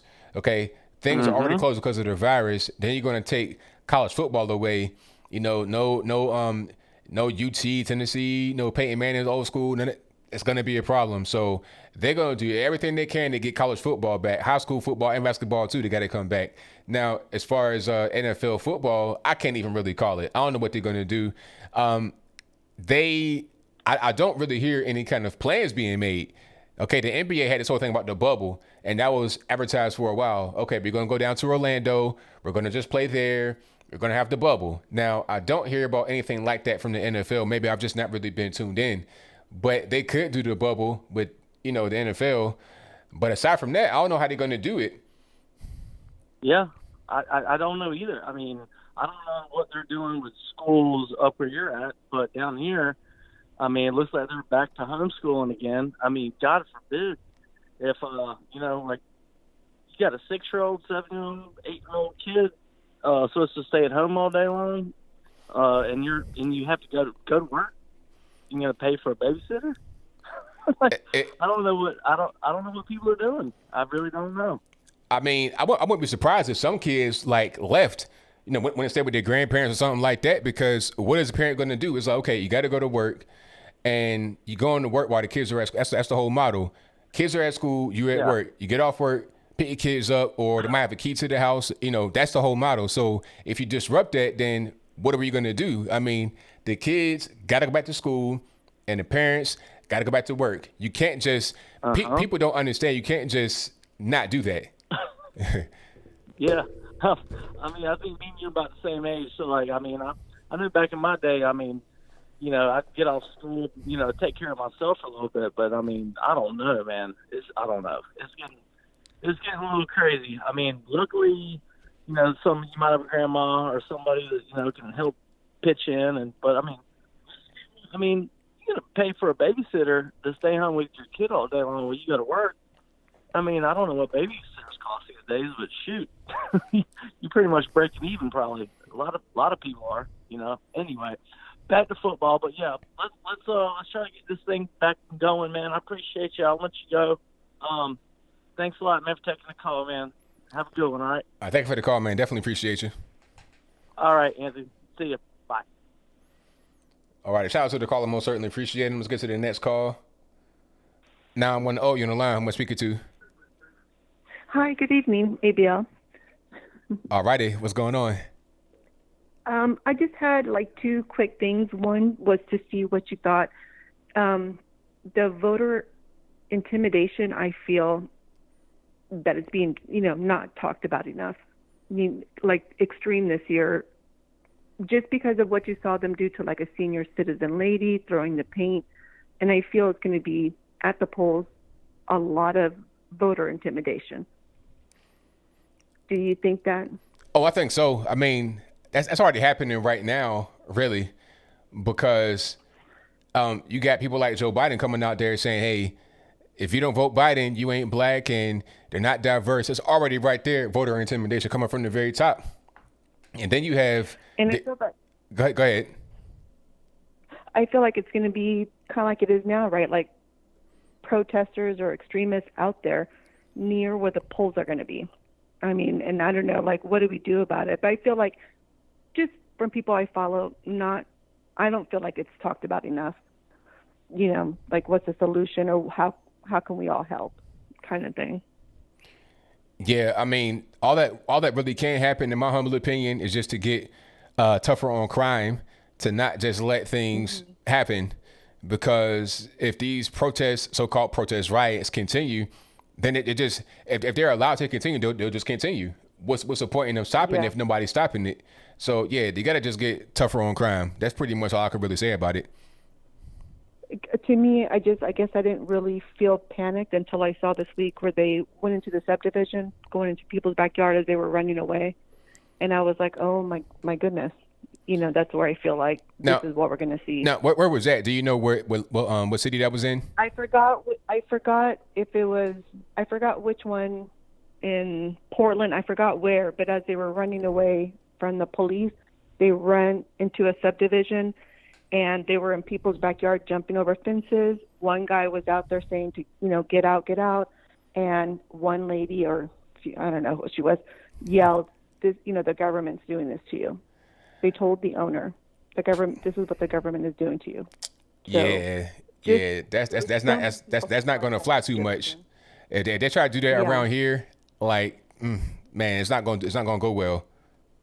Yeah, and I have a lot of friends that were never into gun owning because that was just their decision, who now have become gun owners. Right, we're going to the range, and before, I don't think they ever would have if it wasn't like this.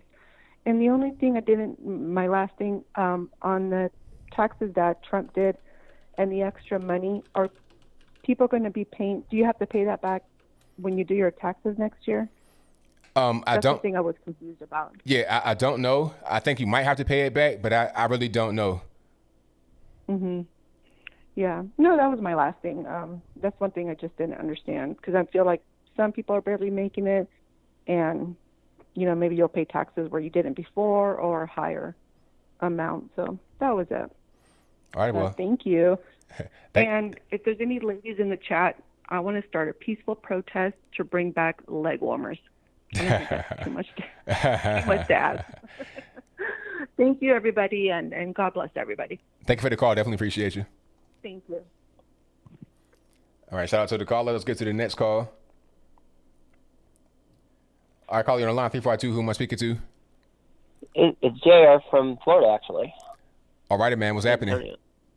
A lot, actually. I'm actually proud. Thanks for doing your show, for one. The other thing is, my problem is with everything that's going on. I think that they should do more of a police state and try to help with some of these issues they're having outside our state. Like my state is Florida, so we don't have as much going on right now. They did have a rally about maybe 2 weeks ago, and it was peaceful. So why can't they do something like that and take to Florida as a model for the rest of the country? So my question, I guess, is, are they going to do more to stop and curb these riots? Because if they continue, somebody's going to get hurt. My sister, who lived in Battle Creek, Michigan, actually had her house burned down. Oh, wow. These riots. Really? So, yes, she just moved here to Florida in my home with me. So it's like she lost everything due to a riot.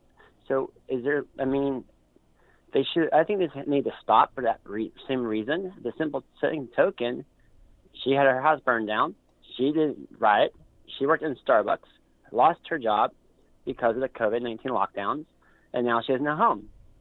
So my thing is, and I don't hear anybody speaking up for them, for the actual majority of the people, and the one person in Georgia who lost his life for just a sign, or another person in Indiana lost her life walking down the street with her 3-year-old daughter and her husband. They got shot. Somebody shot in the back of the head, and now she's dead. Now that daughter has no mother to call her, to actually hug anymore. So I think this has gotten way out of hand. And I think what would you tell the president if we can see him today on how to curb this, how to stop this? Is there a way to do police reform to actually curb some of the violence, to stop some of it? I think police reform is definitely needed, but at the same token, we need our police to patrol these streets. This has gotten way out of hand. Well, the police reform won't do anything. Police reform will make things worse, because all that police reform will actually do is it just make less police be on the streets, because they are trying to do police reform right now in certain cities. And all they're doing is really just defunding it, taking money away, and firing officers, and they're not hiring any more to replace them. And then you got guys that are firing, that are leaving the force, that have not been fired. They're just resigning and retiring, just saying, you know what, I throw in the towel, I'm done. I think Minneapolis lost 10% of their police force already, and they're not going to come back. So it's like, you know, defunding the police, that's not even the answer. All that really can be done is getting tougher on crime. You got these mayors and governors and whatnot that are being soft on crime, and the softer they are, the more difficult it's going to be to get a city back under control once it's kind of spiral out of control. So that's really the solution. Getting tougher. Getting weaker on crime will not solve anything. Okay, I have another question, maybe answer it. I was wondering if the 2020 election happened on November 3rd, for what it does for mail-in ballot, which I think is going to be a lot of he said, she said. Oh, well, this didn't work. He's not a legitimate president, or Biden versus. I think there might be a civil war in the end of this, because no side's going to give in. Because that's what led to the first Civil War, was a thing of ideology. So my question is, could that happen again this November? A civil war? Yep. I don't think so, because the reality is that most of these people that are out there are not really going to want to fight. They're just kind of out there fighting the environment, really. They're just spray painting buildings. They're not really trying to fight actual armed people like the police or anything like that. So it won't be a civil war, because you got to have two combatant sides, and that's not going to happen. If the police are allowed to do their jobs, then this would be over pretty soon. But since they're not allowed to do their jobs a lot of times because of social justice awareness and whatnot, that's why it's continuing, in my humble opinion. That makes a lot of sense. No, I'm good for that. I watch your Antonio watch your show all the time, and I kind of like, oh, maybe you can get some points across, and maybe to elaborate on some of them, because I'm not really good in politics. I kind of stay in the middle of everything. But this one, I think, has gone way out of hand, especially when her house burns down. It's like, what do I do? I mean, I don't know what's this or that. I just look good people that are getting hurt or losing their life for no reason. I'm an administrative medical assistant, so I see it every day in the emergency room, and it just breaks my heart when you see someone come in, a young person come in with a gunshot wound, and it's like, okay, that's sad, and it's got to stop. It's way too much. It's coming into emergency rooms. I see that every day. It's like almost a revolving door, and it's getting out of hand. So when I see all these riots and stuff going on, it's like, what is the point? People are getting hurt. There's no reason for it.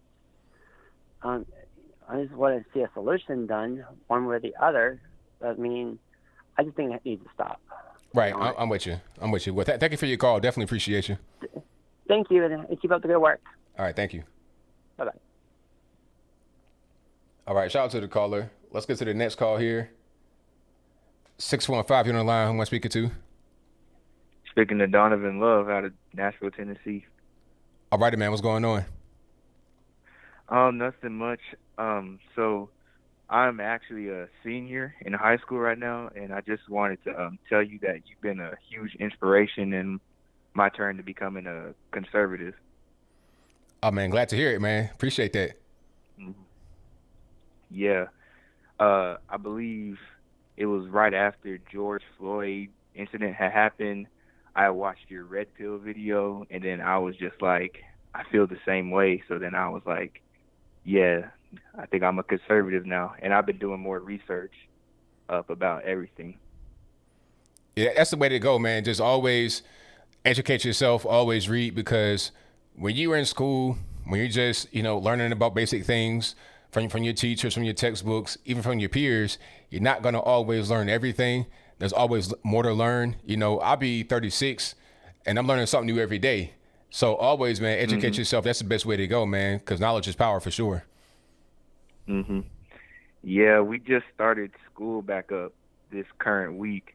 And my U.S. government teacher, he's super liberal. So I'm going to see if I can get switched out of that class.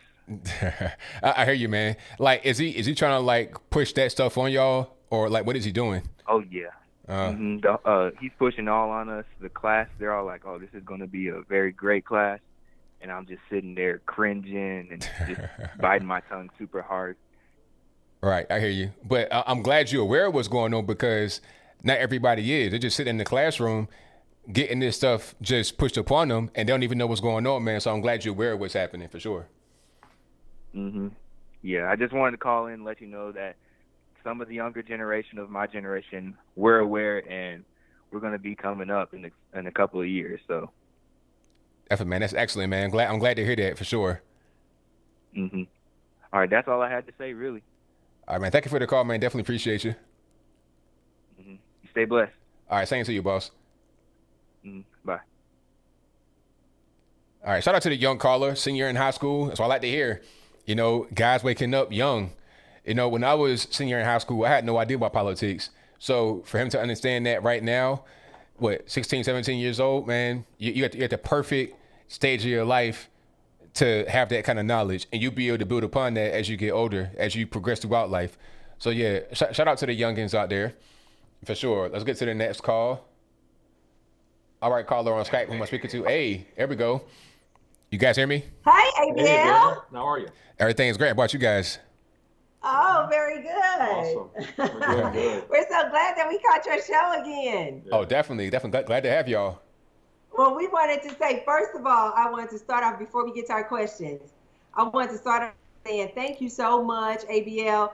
We really appreciate the structure of your live streams. Well, I'm able to get on. If you're in the middle of your monologue, we know that you're going to do super chats. If you are in super chats, we know that you're about to go to phone calls. So we really appreciate the fact that you stick with a very consistent structure in your live streams, because it allows us so easily. The other thing I wanted to say, ABL, is thank you so much. I see that Uber guy is out here as well.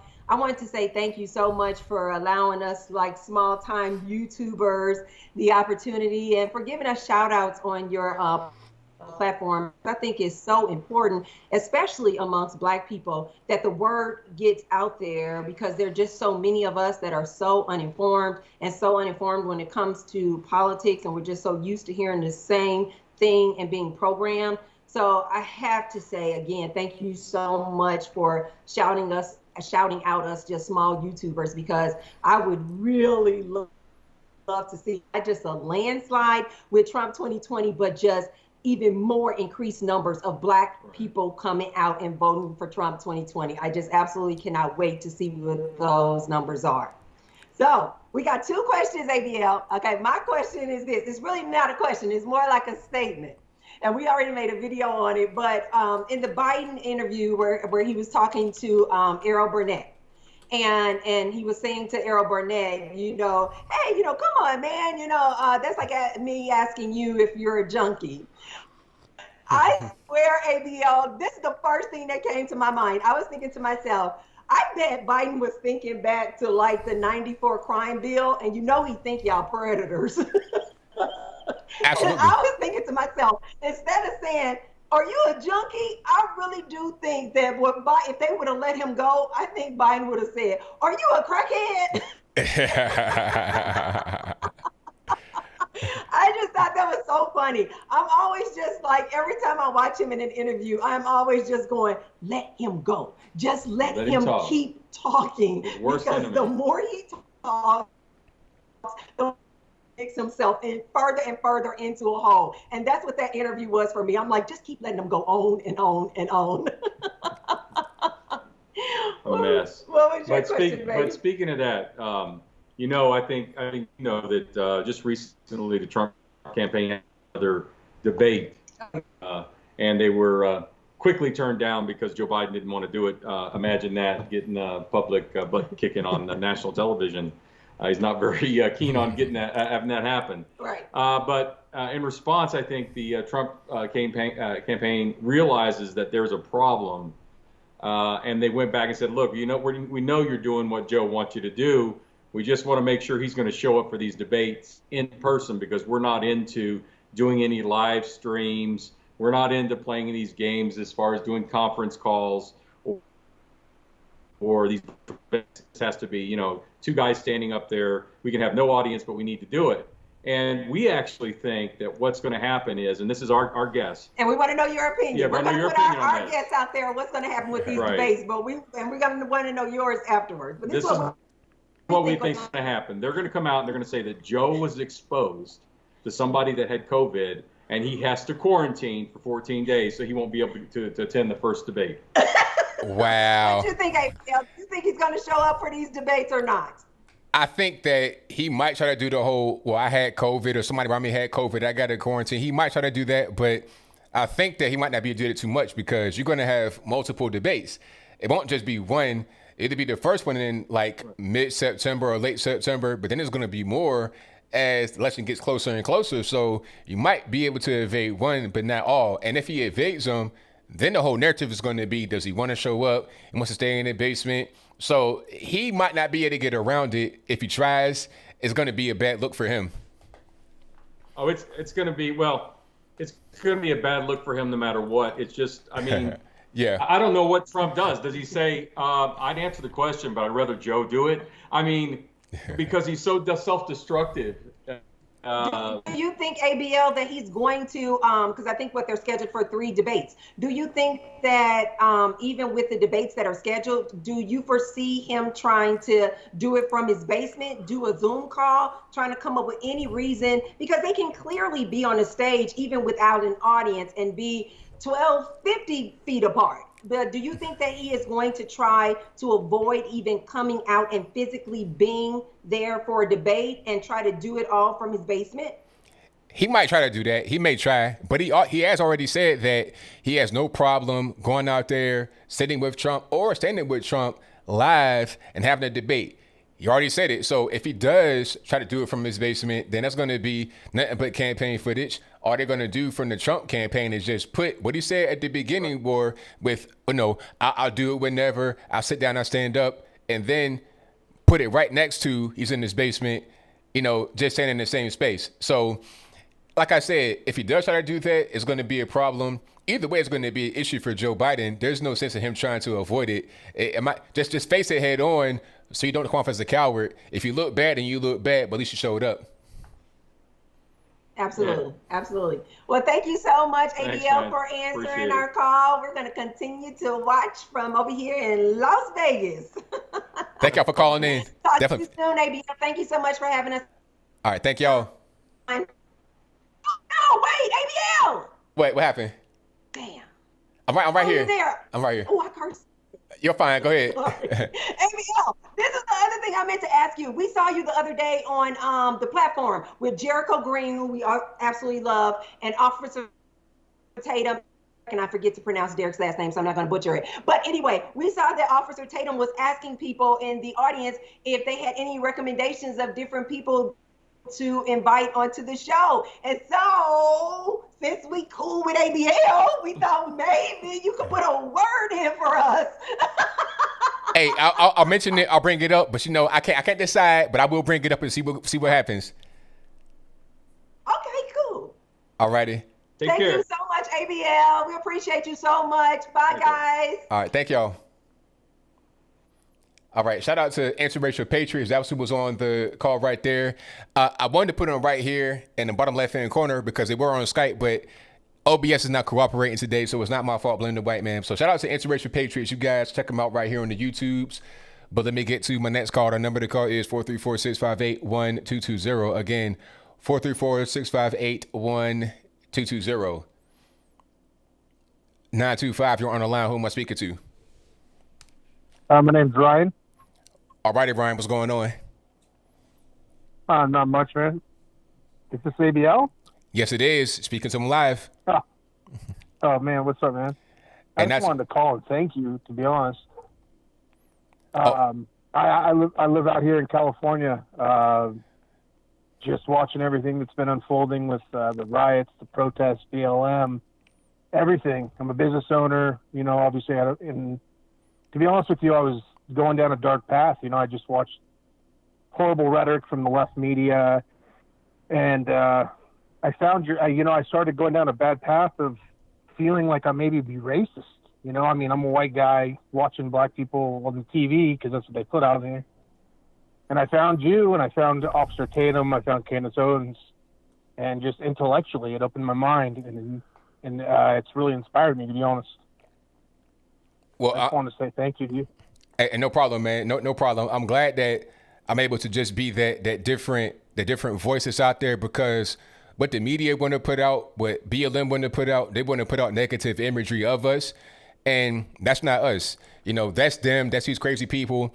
There's a lot of us out there just like me, regular people that aren't with it. So I'm glad you're able to see that and understand it and be inspired. So thank you for watching, man. I appreciate you. Always, man. I really appreciate you. And no problem. Keep doing what you're doing. Will do. All right, brother.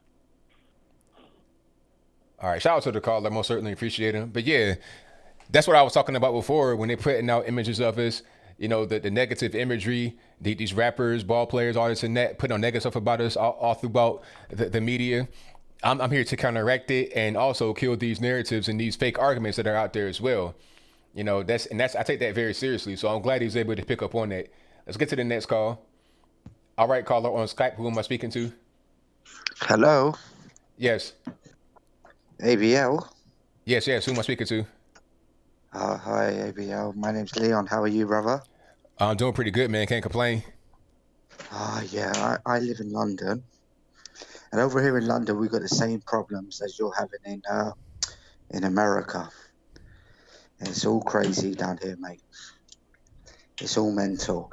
So my question for you, ABL, especially because you're a black conservative and all, with the black people, the black community, sorry for my political correctness, with the black community, they're very conservative. Why are black people voting for the Democrats or the liberals left? I think what it is people just do it because it's tradition. They don't even really know. Like most people, if you ask them why you voting Democrat, they won't even really know. They have no idea. You know, and then it might be kind of an emotional thing, might get in kind of to an argument. And then also you kind of get indoctrinated from a young age, not only from your friends and family, but also from school as well. Like a caller earlier was talking about how he had a very liberal leftist teacher. And if you don't know any better, like if you've gone through your whole life, you've been told by friends and family to vote Democrat, you go to school, it said the same thing. And you go out here and you're watching mainstream media at all, you're not really into politics like that. They're saying the same thing on pretty much every single channel. You pretty much internalize that and go out there and vote majority for the Democratic Party. Yeah. But, you know, it wasn't like that at one point. At like before 1965, we had much more voter parity. It just changed. Now, since we had it before, it can go back, but it's going to take time and effort.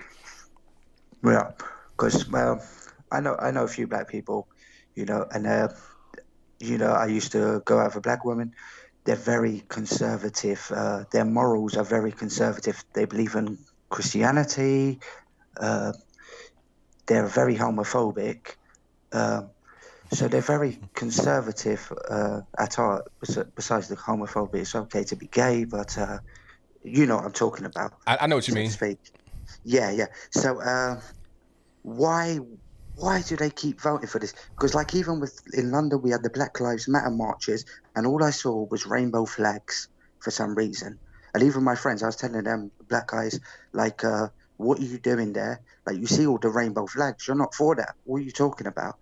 And they're like, we're not here for that. We're just here. They don't even know why they're there. And my question for you, what can people like you, because obviously me as a cracker, a white guy, saying this stuff to black people is falling on deaf ears. For people like black conservatives, what can you do to get through to the black community? I mean, some people are waking up, but I can't do anything other than what I am doing, and hopefully that it spreads and others do the same thing. You know, I encourage everybody that has a voice, everybody that wants to talk, everybody that can talk, to go out there and say the same thing I'm saying, or say it in their own way. And that's all I can really do. Let's get information out there, because one thing about it is that it's lack of information and a lot of black folks are just not getting information. So I'm out there just put information out there, and when they hear me and they hear others, then they're able to hear something else other than what they have been hearing for their entire lives. Yeah, and like we've seen with like the Democrats, like in Hollywood as well, like it's very leftist. Do you think like the Republicans should start lobbying Hollywood, start investing in it, and start getting their message out there, even though it may be propaganda? But as you can see with leftists, it's massive propaganda out there. Do you think that conservatives, they need to start investing in the entertainment industry? I'm not really sure. I don't know about Hollywood. I think having some entertainment, some movies and whatnot, maybe that makes sense. But I'm not really sure about I'm not sure about going to Hollywood. That's a whole different beast right there. But I do think that we could compete with some type of entertainment on our own. Yeah, but it's a difficult thing, that one. They seem to control everything for some reason. Yeah, it's a crazy one, ABL. How is it down there in the States now? Is it a bit better, or is it still? I mean, the issue is just the virus and all the shutdowns. The BLM stuff is in certain cities is kind of bad, depending upon where you live. Like if you live in the downtown area in certain cities, it's kind of bad there. But like they had a BLM little protest where I live, but it was so small. It was like 15 people. They didn't even bust up a window. It wasn't even no big deal. So all around the country, it's not really that bad. For a while. Go ahead. Sorry, I've been watching. But where are you officially from? I'm from Virginia. Virginia. Okay, I'm not too good with geography. So you only had a few protests in Virginia. Well, I don't live in Virginia now. I live in Tennessee now, but it's not really that bad. Really, just like certain big cities that have little issues. But the main thing The biggest thing is the virus shutdown. That's worse than the protest by far. But hey, it's been a good call, but I'm sorry I got to get to a few more calls. Thank you for the call, man. Definitely appreciate you. Sorry, Dave. It's all right. Thank you for your call. It's all good. Thank you for the call. Bye-bye. All right, shout out to the caller. All right, man, what's going on? Hey, what's going on, man? Everything's good. Hey, nothing to it but to do it. That's right. I want to know, did you hear about Gavi and Bill Gates? You know what Gavi is? No. It's the Vaccination Alliance, right? Okay. So what's going on is there's a war against anti-vaxxers and anti-maskers. Okay. So they're starting a pilot program in West Africa to tie currency to vaccinations, meaning they're going to digitize the currency, and if you don't have the vaccine for the COVID-19, you're not going to have no money. So they're testing that out in West Africa. So, you know, we got a lot of bickering going on over here about this and that, but the oligarchs like Bill Gates has a bigger plan. So I didn't know if you was aware of that or not. But I just wanted to bring that to your attention real quick. Maybe you can look into it. Yeah, I'll look into it. Yeah, I've not heard about it, but I will look into it. Yeah, it's crazy, man. He's really ramping it up. So, you know, now they're talking about passes, vaccine passes, and whatnot. They're really doing a lot. You heard about the coin shortage? I have heard about that. Yeah. I was just at the store, and they don't have any coins. So you can see where this is going. And not only that, but gold is shot up. It's over $2,000 an ounce. Silver is at almost $30 an ounce. So there's a lot going on with the monetary system in this country. And they're going to try to tie it to vaccines. Like they're going to try to digitize currency and be like, look, if you don't take the vaccine, you're not going to have any money. So, you know, I think we should be, I don't know, we need to focus on what we can do about that, because that's crazy. You know what I mean? Yeah, I agree. Yeah. So I would advise people go out, get as much silver and gold and copper and whatnot as they can, you know, because the barter system might be well in play here in the near future. So just wanted to give you all a heads up on that. No doubt. All right, man. All right, thank you for the call, man. Peace. Peace. Wow, that's crazy. So if you don't have a vaccine, you're not going to be able to have money. That's going to now that right there will spark off some serious shooting, some serious gun shooting. I don't think you want to have that over here in the States, not at all. But as far as cashless, that's already, like I was saying earlier, that's already been going on, because 98% of cash is digital. 98% of cash is digital. So most cash does not even exist. It's just basically just drawn up in the bank out of thin air. Most cash is debt, if I'm not mistaken, especially right now, all this stuff you're doing with all these expenditures. You know, it's just all fake. It's not even really real. The printing press can't even print. The printing presses can't keep all when the money printing. Most cash does not even really exist. Walmart, I think Walmart is cashless, or the self checkout most certainly is cashless.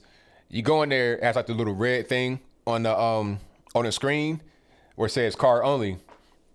They were doing that for a while, and people were kind of messed up because, you know, it was one guy that was standing in line, not even going forward, because all the screens said cash, no, card only, and he had cash on him. He's like, okay, what do I do now? Not everywhere is cash less, but some places are, and the coins and all of that. Yeah, I'm not surprised. I'm not surprised at all. Let me see. So let me get to the next call here. Thank y'all for being here. Definitely appreciate you guys. If you enjoyed what you're hearing so far, give me a thumbs up on the video, share the video, do all that good stuff. And if you're not subscribed yet, go ahead and subscribe right now.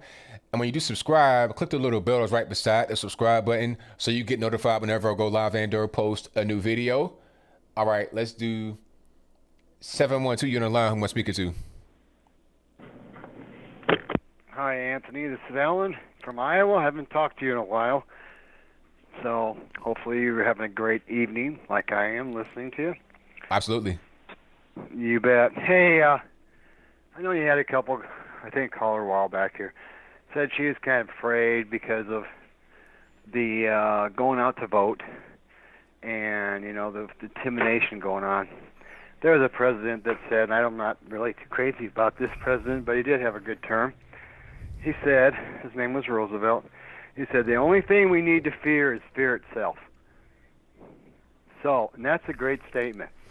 We had a very elderly person that stood up in Portland that got pain on her eyes, and if she can do that, you can go out and vote. That's what I want to tell that gal. Don't be afraid. When that's what they want you to be, is afraid. Once you're afraid, you'll be willing to give up anything and everything. So don't be afraid. Then I heard you had another caller just a little while ago talk about cash. Well, you know what I got to say? If I got $10,000 put in there, I have cash in case we need something. You got gold, you got silver, you have little things that you can trade with. We got, you know, the Democrats really want this really bad. And I would say there's probably some Republicans that want that digital cash. We need to kind of just stop and say, hey, no, we don't want that. Because all of a sudden, guess what? They're going to keep track of everything you purchase. I purchase guns. I've got ammunition. Guess what? They're going to track all that. We do not want that. So, hey, and just my last subject, I don't know if you really heard it. I think you did. It's kind of troublesome for me, and I want to also talk about fear here. President Trump came out and said, you're not going to see me for a while because I've upset a lot of people because of the, basically he signed to lower drug costs, it looks like. What is your thought on that with his statement on that? How do you feel on that one? I mean, I'd feel like, okay, is there something maybe really big coming up here or what? And what was the statement again? He said basically that he was talking about the drugs, lowering the cost. He was in Ohio. Uh-huh. And it was at the Maytag facility, and he said something. It caught me off guard, where he said, "I'm going to be making a lot of rich people the middleman." He said, basically, he had some comments on that, and he said, "I'm going to be making them they're mad. They're very rich. We don't know who they are, but you're not going to see." That was his quote. "You're not going to see me for a while." I don't know how to take that. I really don't. Nah, I think that wasn't. I think you don't need to look into that too much. I don't think that was really anything. Okay, I just, it just feels like, what, has he been threatened? I mean, let's face it. There's also an Olive Garden guy that basically he takes chainsaws and cut people's heads off. That got a pass to come in the States here underneath the Biden thing with Ukraine. So, I'm just like, and, with the Fed and everything like that, I don't know. I'm praying to the Lord, praying to the God that basically he keeps our president safe, because I do think he is, I know, he is kind of one of our best hopes, and better than Biden or any Democrat. So I just want to end with you on that. And I want to tell the people out there, don't be afraid of going out and exercising your right to vote. We have to do this. We have to do it right, because that they're going to try everything they can to take the election away from the president all the way down to the House of Representatives to your local officials. So think about, you've got to go out, base it straight on, I'm going to vote, and I'm going to do my job, because there's a lot of people that actually died for us to do that right. So I thank you, Anthony. Also, I want to give you kudos. The other while back here, you said, I'm an American first. I love that statement. I've always said I'm a Native American myself, even though I am not really an Indian, but I was born here in the country. I love that. And then also, I learned something from you. You said, I like to be called Anthony. So, Anthony, I really appreciate your show. You take care, and I'm going to say a prayer that God keep you safe, because we need people like you, Brandon. I can't remember what's the other, Jericho Green. I know Jericho Green, and there's another guy that talks very.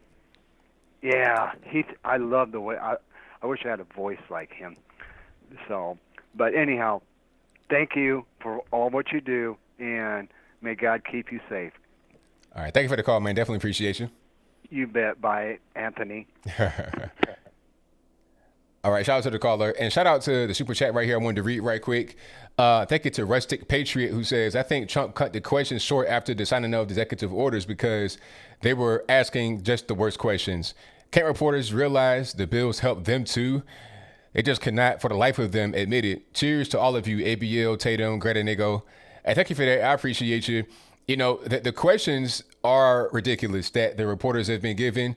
And it's not even to try and get any information. It's just try to, trip them up, get a headline, a sound bite, just, and also just to try and attack them in general.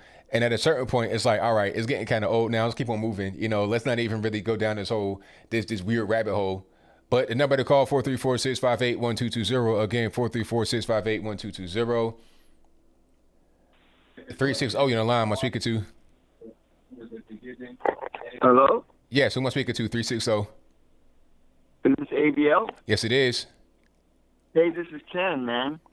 The last guy that was on the line pretty much said everything I wanted to say, but I did want to say to the one kid in school, you really got to go out there and try and flip those kids in your class that are on the left side, man. Show them all the different sites, Brandon Tatum, ABL, Derek, Candace Owens. There's a bunch of you guys are going to save this country, man. Thank you for everything that you guys are doing. I'm just a pasty, ugly white dude, but you guys are like my crutch. You've really, kept a lot of us just on the straight and narrow, kind of helping us get through this time, because it's tough, man. It's hard to be an American right now. I do think, I just wanted to say thank you guys so much, man. I can't believe I got through. I was like, holy smoke-a-ronies. It's not really in sync with the actual live, So.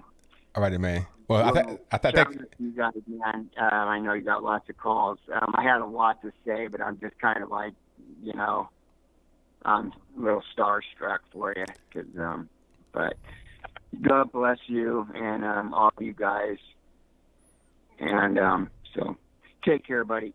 All right, thank you for the call, man. Definitely appreciate you. All right, shout out to the caller, and thank you all for joining. You guys are fantastic. The best audience on the entire internet. 709, you're on the line. Who am I speaking to? Hey, how's it going, Anthony? This is Ian. All righty, man. What's going on? Not much. I've actually been trying to keep track of everything going on in the world lately, and I have been trying to take a look at it from like a 30,000-foot level. Because, man, you get real bogged down by just trying to take everything in. Every news clip that happens seems like there's a new national story every other day. Yeah, every day, like all the time. It's really, and I'm glad that I enjoy the news. I've always watched news since I've been a little boy. That's kind of like been my thing, because if I didn't enjoy it, I'd be totally overwhelmed. I'd be burnt out, because there's something going on all the time, every day. Yeah, well, you're describing me right now, my man. It's so easy to get burnt out watching all this stuff, but I'm really happy you're doing what you're doing, because you can kind of like just take everything and put it together in a short video and keep us informed, and I really appreciate that part. No problem. But I was just gonna say, like, taking taking a step back and I'm talking to some of my friends, and you can see what's going on in the world, and you can think like, wow, how can people do these things, or how can they not see their own hypocrisy, or how they're applying the law unjustly?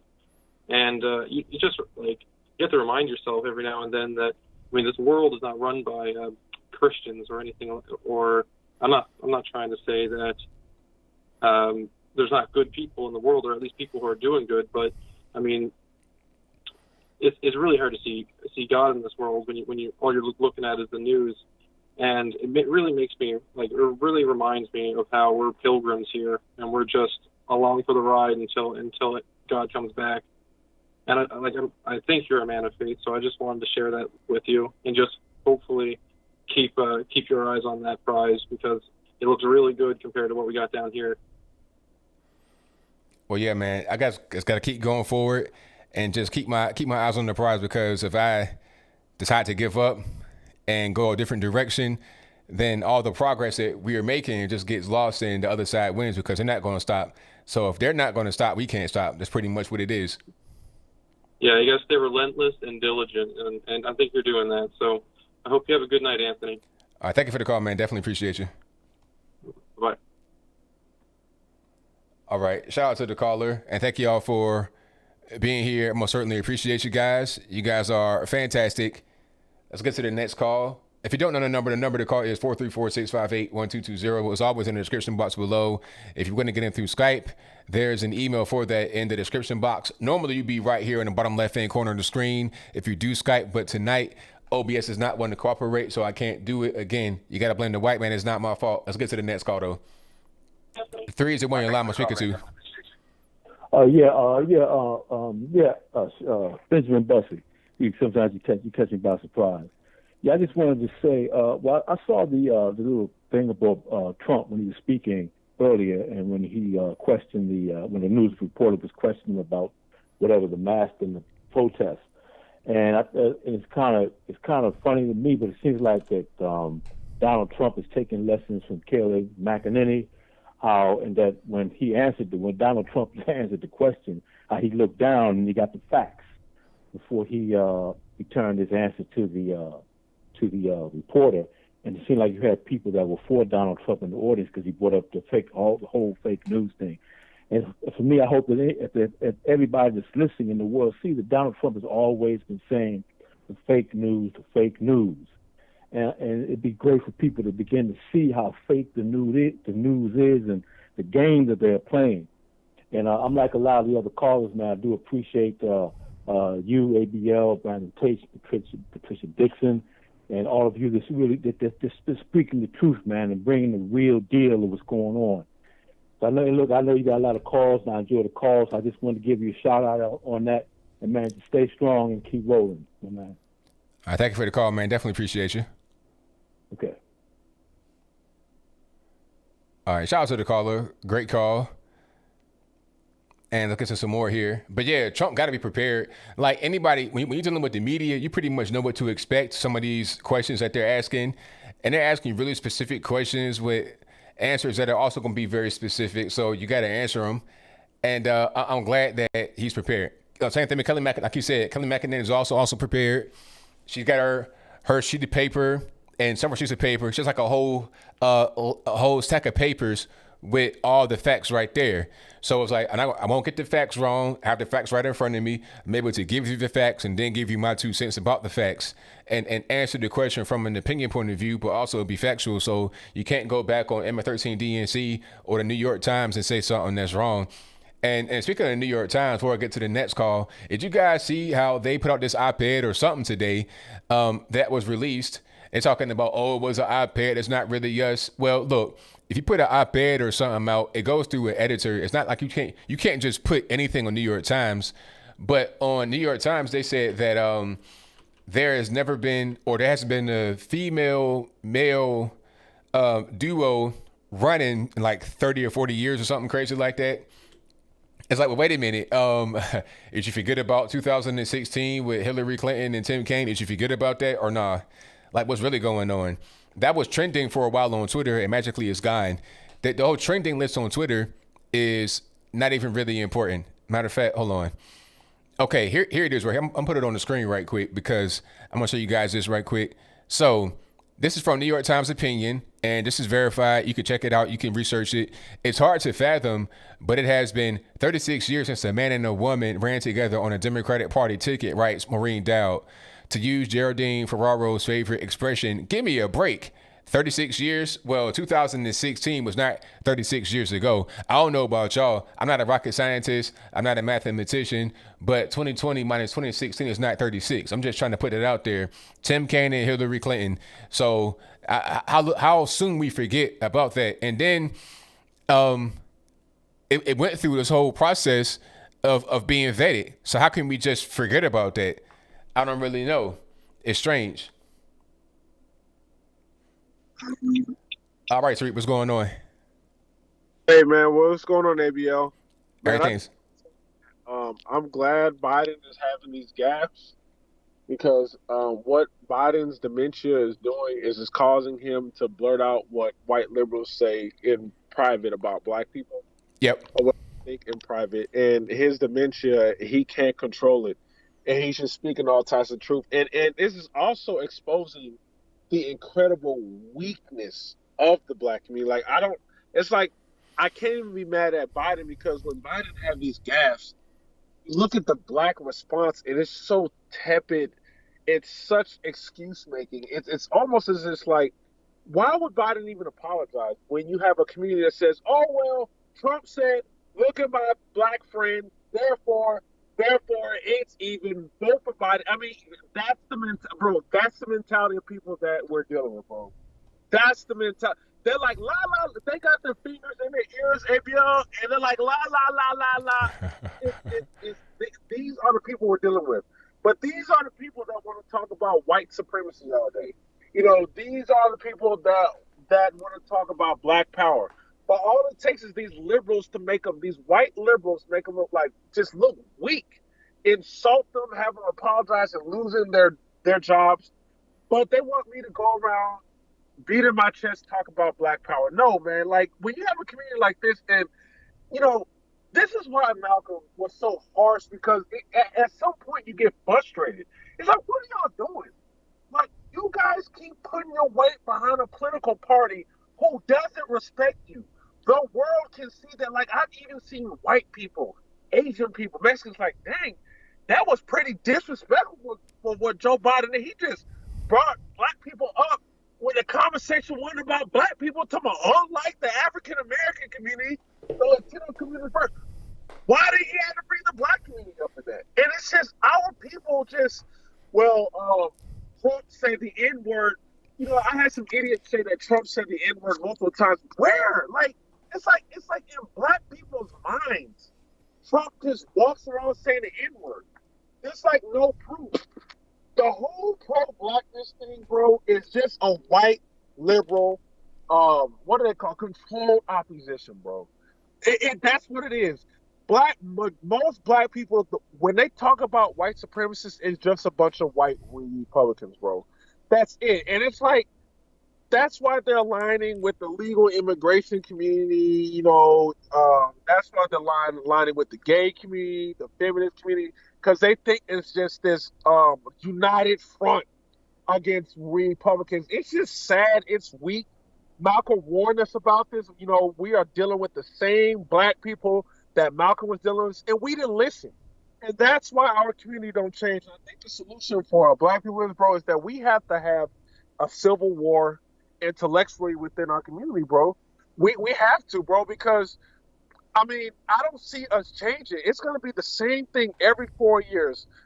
Bunch of whining, no solutions. We never bring up any type of policy agenda, not to the Republican Party, but not even to the Democrats. Like, you know, do you know one thing that black people can do that will put the Democrats on notice? Why don't we get one of our smart black minds and say, you know what, if the Democrats are going to ignore us, let's take our agenda to the Republicans. And let's see how the Republicans take it. And then, you know what the Democrats are going to see? They're going to say, dang, these black folks are over here really trying to work with the Republicans to get their agenda. Maybe we should come up with an agenda to win them back on our side. But see, we don't think that way, bro. Our only thing is that Trump has got to go. He's racist, he's got to go. But Biden is insulting you, and he doesn't even have your vote. Like, he's just insulting you, and it's like he already knows he has your vote. I mean, I'm telling you, bro, I'm pissed because I'm watching MSNBC, seeing all these black folks asking why they even apologize. It's like they don't even want the man to apologize. So yeah, bro, like, this whole pro-black thing, like, when I'm seeing what's going on in this Trump election, bro, with Biden, the whole pro-black movement is just fake to me. Why you got, bro? Have you seen these protests where there's a bunch of people yelling Black Lives Matter and there's a bunch of white people? Have you seen that goofy stuff? Every single time. It just shows this is not even a black movement, bro. Like I said, it's always white liberal overhead. That's how the entire black community is controlled. That's why we can't say nothing. See, we know who the true power is. We want to act like we talk about white supremacy, but as I always say, bro, no ideology that is supreme allows itself to be criticized.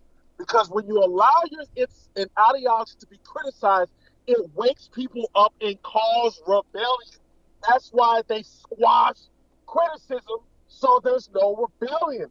That's why anytime black folks try to criticize Democrats or liberals, and he's like, he's a celebrity or he's a high figure, he gets called a coon. They attack him. They try to cancel him so they can squash rebellion and not have a lot of black people wake up. That's what's happening with our community. Like, black people never ask themselves, geez, why supremacy is so bad, but I can make a career bashing them, and the CEO of the business I work with is white.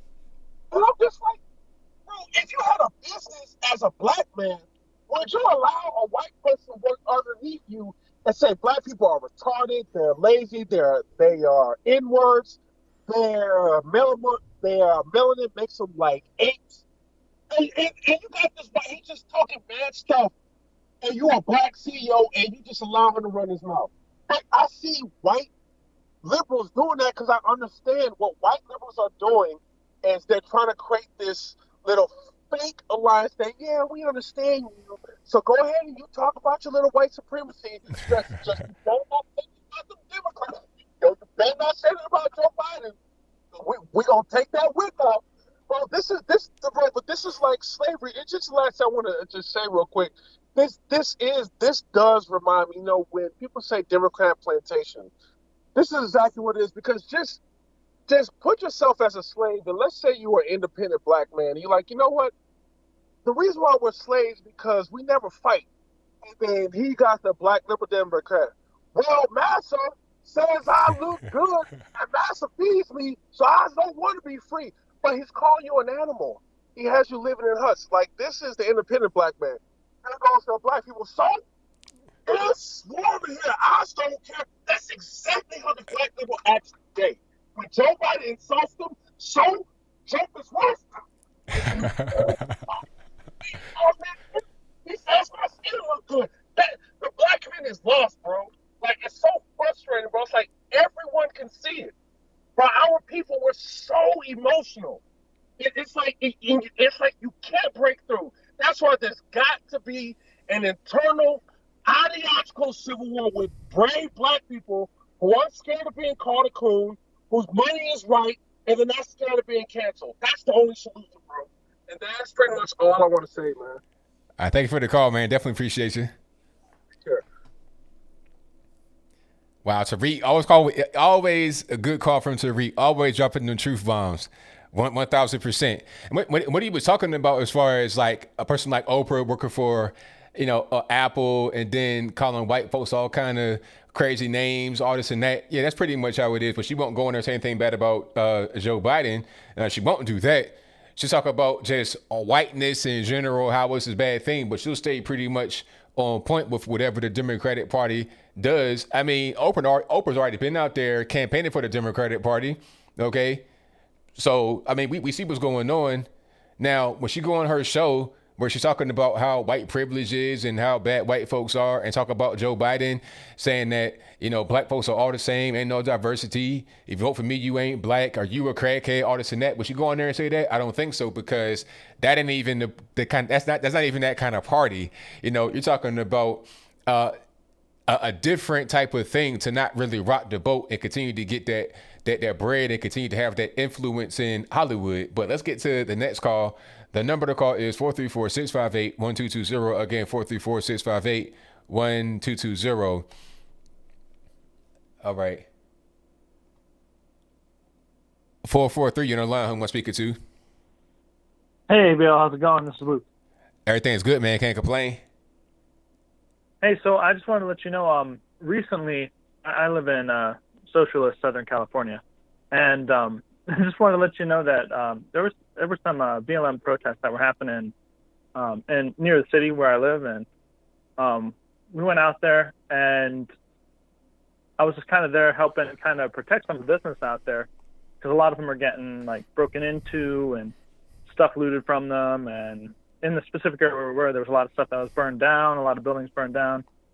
And I gotta say, for a BLM protest, I've never seen so many pissed off white people.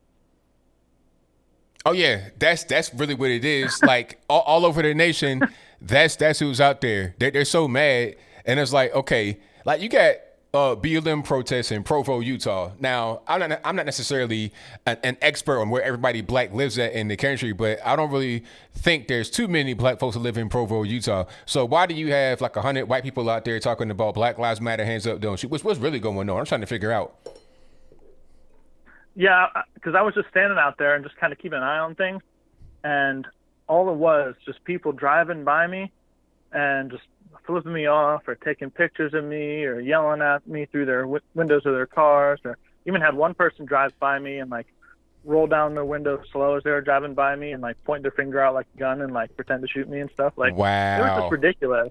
I'm like, I mean, if you're gonna bring a gun out, make it a real one, But yeah, it's just ridiculous. Yeah, it really is. But yeah, that's all I got, man. I just wanted to let you know what's going on in this crazy place. Well, thank you for the call, man. Definitely appreciate you. All right, stay safe out there. All right, now take care.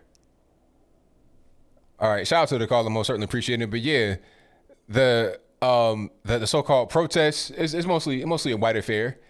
The BLM stuff is pretty much how it is. And can I say I'm surprised? Not in the least bit. Not surprised at all. It's kind of the same way last time too. All right, let's get to the next call. 734, you're on the line. Who am I speaking to? Michael. All righty, what's happening? Well, a couple things about Joe Biden. My dad had dementia, and one thing about my dad, and it's kind of true with people with dementia, they're not safe, they're not comfortable outside of their own home. And that may be why he's not getting out in the public, because he functions better, he's safer, more comfortable at what he's familiar with, rather than out in the public. Oh, okay. That's one thing. I see. Right? Yeah. Okay. And then this afternoon I was listening to Sonny Johnson's program, and she said that she felt that Trump has no chance in heck to gain in the black vote. And that kind of concerns me, that she's thinking he has no chance to improve or increase his black voting. Yeah, I don't know why she would say that. Like, I mean, he's definitely going to increase. You got polls out there that say, what's like a 40% approval rating from the black community for Trump. And I know people personally that are out there that are, collecting this data. I mean, I don't know why she would say that. I don't understand. But he definitely will improve upon what he did last time. I mean, in 2016, we know for a fact, not just me guessing, but for a fact, he did better than Mitt Romney and John McCain before him in the black community. Right. And his support has not dropped among his supporters, and he's going to gain new people. You got a lot of young people that are saying, I like Trump, and everybody else. People come up to me randomly, say, hey, I saw your video today, and it really helped me to see the other way. So he'll get more of the black vote this time than he had last time. I don't see why he would lose any. It doesn't make any sense to me. Right. Now, I don't know. She had a guest on her show, Jeff Charles. You familiar with him? Yeah, I know what that is. Okay. She had she was speaking with him at the Times, and that's when she made that comment. So I'm like, well, that kind of concerns me. I'm what you would call a black. I mean, I would be what you call a white normie guy. I'm just a white average guy, right? I grew up in Detroit. You know, I lived through the race riots and so forth. So, you know, and I didn't start listening to black conservatives until, like, quite honestly, like a month ago or maybe 2 months ago. Like you were the first one, and you're my favorite, and so and it gave me a totally different perspective on the black community than I ever had before. And then another thing, earlier in the week on the David Webb show. Now, he wasn't on his show this week, but there was a guy that called into the show. And he was talking about, he said he was black and he was a staunch conservative, but he was talking about that the states that have the highest percentage of black population are red states. Correct. But then he also started saying, but those same states are not in the top states in median income. Uh-huh. You know, there's very few red states that are at the top. Like Alaska's like the top one, and that's like ninth. That's a red state, but that's like ninth in median income. And like, I don't know, Maryland or something else, some other state, Utah or something, is a red state, and that's like 13th. So he was concerned all the top states, as far as black population goes, are red, and they're at the lower end of the median income level, if you will. Okay. So I don't know. You know, his point was that you know, it seems to him. I guess it seemed to him that what Trump's doing or whatever, it's not helping the black community as a whole. Right. Because I'm gonna go ahead and just address that, because when people look at a state and then say, okay, like they want to compare California to Tennessee, doesn't make any sense. First of all, California is like one of the biggest states in the nation. You're talking about, like, I'm not really sure, 50 million people. Like, LA County by itself has more people than the entire state of Virginia. Just LA County by itself. So that's an unfair comparison. Right. And then you have a lot of income inequality. If you're talking about New York and whatnot, as far as having more money than Florida, well, why are all these people moving from New York to Florida? It ain't just because of the virus. It's been going on for a very long time. When I was a little boy, like half of my city was like New Yorkers that had fled New York. You know, yes, there's more money in New York, but you have a better quality of life in other parts of the country that have less income. And also, what does your income get you in a particular place? What's the cost of living? If you're trying to live in Manhattan, New York, yes, there's a lot of income, but you're going to spend a lot of money to live there as well. If you don't make six figures, then good luck. But what you can get in California for like $2 million for a house, I'm able to get in Tennessee for $500,000. So the level of income, you got to look at it in proportion to what cost of living is, the availability of jobs, and the mobility of people that live within the state. You might live in California, it's a high income state, but what is the average life for the regular person in the city? Okay, I don't know about anybody else out there, but I don't want to live in a high income place if I go outside and I'm seeing guys on the ground shooting heroin and using the bathroom on the floor. I don't really want to see that. I'd rather would be over here where I'm at in Tennessee or in Georgia or in Texas or Mississippi, Alabama, where it's cleaner and it's better. Even if they have a lower level of income, it doesn't really matter. You got to look at the actual situation on the ground and compare it that way. Right.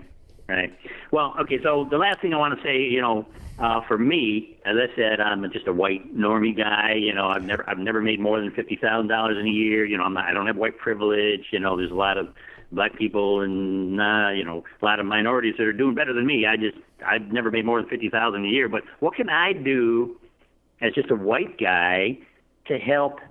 And I don't have a lot of interaction with the black community here still live in the Detroit area, Ann Arbor area. I don't have a lot of interaction with the black community. What could I do as a white guy to help the black community look in that Trump has been good for the black community? I'm not really sure what you can do. I mean, anybody that's out there trying to push the message, I guess just support them. Just vote the right way. Of course, you can do that. You always got the power to vote the right way, and just try to do things. I'm not really sure what else you can do aside from that. If anybody out there is trying to make some things happen and they want your help, maybe you can help them. Go to some of these events, maybe. I don't really know beyond that. Volunteer. But beyond that, I'm not really sure what you can do. You know, just a lot of us that are out there, and we really do it all the time, just support us. Just spread the word about us, and that probably could help. Well, that's what I'm doing. I'm listening, like I said, David Webb and Candace and Larry Elder, and I'm listening to you guys and I support you guys, and I talk to people about you guys, and it's helpful we got Trump's got to win again, because if Biden gets in, then his people that are telling him what to do are going to run the country, not him. No doubt, man. So, well, thank you for the call. Right, definitely appreciate you. Thank you. No problem. Yeah, thank you. Bye. All right. Shout out to the caller. But yeah, the income is from, it depends on where you live. California, you could live in a high income state, but how much are you paying? And then for a regular person that's not necessarily a high income earner, because even in a high income state, you're going to have low income earners. So you may have a very high median income, but a lot of people aren't going to make anywhere near that. So how are you really going to be able to live? How much does a house cost in Los Angeles? Can you buy a house for less than $500,000 in Los Angeles right now? And even just in the city of Los Angeles or in the entire county, you know, out here where I'm at, you can buy a nice house for $150 and fix it up for like another $25,000-$50,000, and you good money. You can have a nice something that would be like $2 million in California. You can get here for like $250,000. So it just depends on what's going on. Let's get to the next call. All righty, SOBC, what's happening? Hey, what's going on, ABL? How are you? Everything's great, man. Can't complain. Oh, great. Can you hear me clear? I hear you well. Oh, great. So I just want to talk about that Joe Biden thing. And I don't know why a lot of conservatives, especially some black conservatives, outraged at what Joe Biden said. I think what Joe Biden said was 100% correct. Not all, but most black people think the same in this country, even including a lot of the so-called black conservatives. They all think the same. I mean, if you look at this, if you watch these videos, you watch a lot of conservatives on YouTube, you'll hear them say, we black, this. So they include themselves within the black community. A lot of black people think the same. So I did not have a problem with what Joe Biden said. Now, here's the issue with it, though. Joe Biden expects the black vote. So if you think differently, then that's going to be a problem. If you happen to not be just the same as everybody, then that's a problem. Then come the attacks and stuff like that. Not necessarily just from Joe Biden as far as physical attack, but also from outside forces. We've seen people get stabbed, shot, killed, all of that because of thinking differently than just, you know, the regular everyday black person politically. We've seen that. And then when Joe Biden says it, first he came out and said, if you don't vote Joe Biden, you ain't black. That's the same thing as what he just said. He came out and kind of halfway apologized for the first statement, and then he doubled down on it. Now, the point I want to make in my video was, well, he's telling you what's going on and how the Democratic Party think. And then I also wanted to say, well, we can't just act like he got that from nowhere. We got to do something among ourselves. You can't have 90% black vote for the Democratic Party and then expect to not get seen that way. So when I say we, I include me because, you know, I had to be the person that thought differently than the general black thought and think differently. And then I also wanted to say, I wanted to, you know, be more thinking for my own self and walking to the beat of my own drum, and I did that. And I want everybody to do the same thing, just be their own individual person rather than being this hive mind. But the main thing about what Joe Biden did was just point out how they think and also the level of hypocrisy. If it were Trump to say something like that, then he would be seen as a racist and it'd be all over everywhere. But Biden can say it and it's fine. You see the hypocrisy there. So I wanted to point that part out. And I think that's pretty much, I think that does make sense because he didn't get it from nowhere. But at the same time, if someone else said it, Donald Trump, then it'd be a problem. You're right. I mean, if Donald Trump said it, you're definitely right about the media bias. That's no doubt about that. But what I mean is, even with a lot of black conservatives, they talk about race. They talk about race. They talk about it in a different way than there's black liberals, but they still have that thing, that whole thing of racism or black this, black that, and to me, that's the same thing. It's just a different coin. It's just a different coin, but it's on the same. It's coming from the same place. So I really didn't have a problem with what Joe Biden said. I thought he was absolutely right, and I think what he said is actually what a lot of people think, but they just don't want to say. So anyway, that's why I just thought I'd share that with you. All right. Well, thank you for the call, man. Definitely appreciate you. All right. Take care. So when he says, a lot of black conservatives say the same thing about race and whatnot, you got to ask yourself, like, what do they say about race? Are they responding to what others say about race? Because if I speak about race, it's responding to what others say. You see what I'm saying? Because what are the left, like, what's going on right now with the country? Black Lives Matter. Everything is about race. You turn on your TV, everything. You turn on the news, you turn on children's TV shows, you turn on movies, everything. Sports, it's all about race. So then we got to talk about it because it's the elephant in the room. And if it doesn't get talked about as far as a way to try and debunk it or or go away from it, then it's just going to persist and get worse. So you got to talk about it because how else are you going to combat it? When race was not all the wave and all the rage, my content really was about the virus because that's really the bigger issue for me. Like people talk, like I was saying earlier in the call, somebody was asking me, how are things right now, all the race and stuff like that? Is it really racially, a lot of racial tension? It's like, nah, not really, not where I'm at. The biggest thing right now is a virus. Kids can't go to school, parents can't go to work. That's the problem. People are really out here hungry, starving, going to food banks. That's the actual issue is the virus. The race thing is just hot right now because it's causing a lot of civil unrest on top of the whole virus situation. And it points out hypocrisy. You can have a race riot and that's fine. But if you want to go to church and that's not fine. If you were involved in the race riot or on the side of a race rioter, you're allowed to have a funeral with 300 people, mask, no mask, pat like sardines in the church, and that's fine. But regular normie who's not involved in any kind of racial stuff, then you can't have a funeral. So this is affecting your everyday life. But let me get to the next call. And the number to call is 434-658-1220. Again, 434-658-1220. 985, you're on the line. Who am I speaking to? Hi, my name is Kaylee. All righty, Kaylee, what's going on? Not a whole lot. I just wanted to call and say I just discovered your channel about a month ago, and I'm really happy I did so. And I was listening to your last caller. Maybe I disagree, but, I'm one of these people who consider myself on the left for a really long time and, consider myself an ally to the Black Lives Matter movement and was doing all the things. And then here in my local area, the local Black Lives Matter chapter, Sacramento, was calling for the killing of Sacramento police officers. And I said, well, hold up. I don't know if I could get behind that. So I think I'm going to sit this one out. And I just started opening myself up to more conservative media. And it really allowed me to see how, I'm not on the right, don't think I will be, but the left is certainly skewing things about the protests to an unimaginable degree.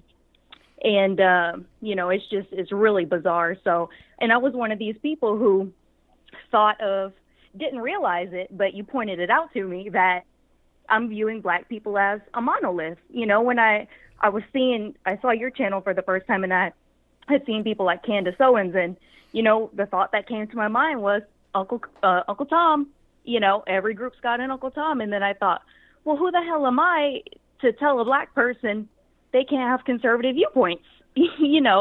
Am I?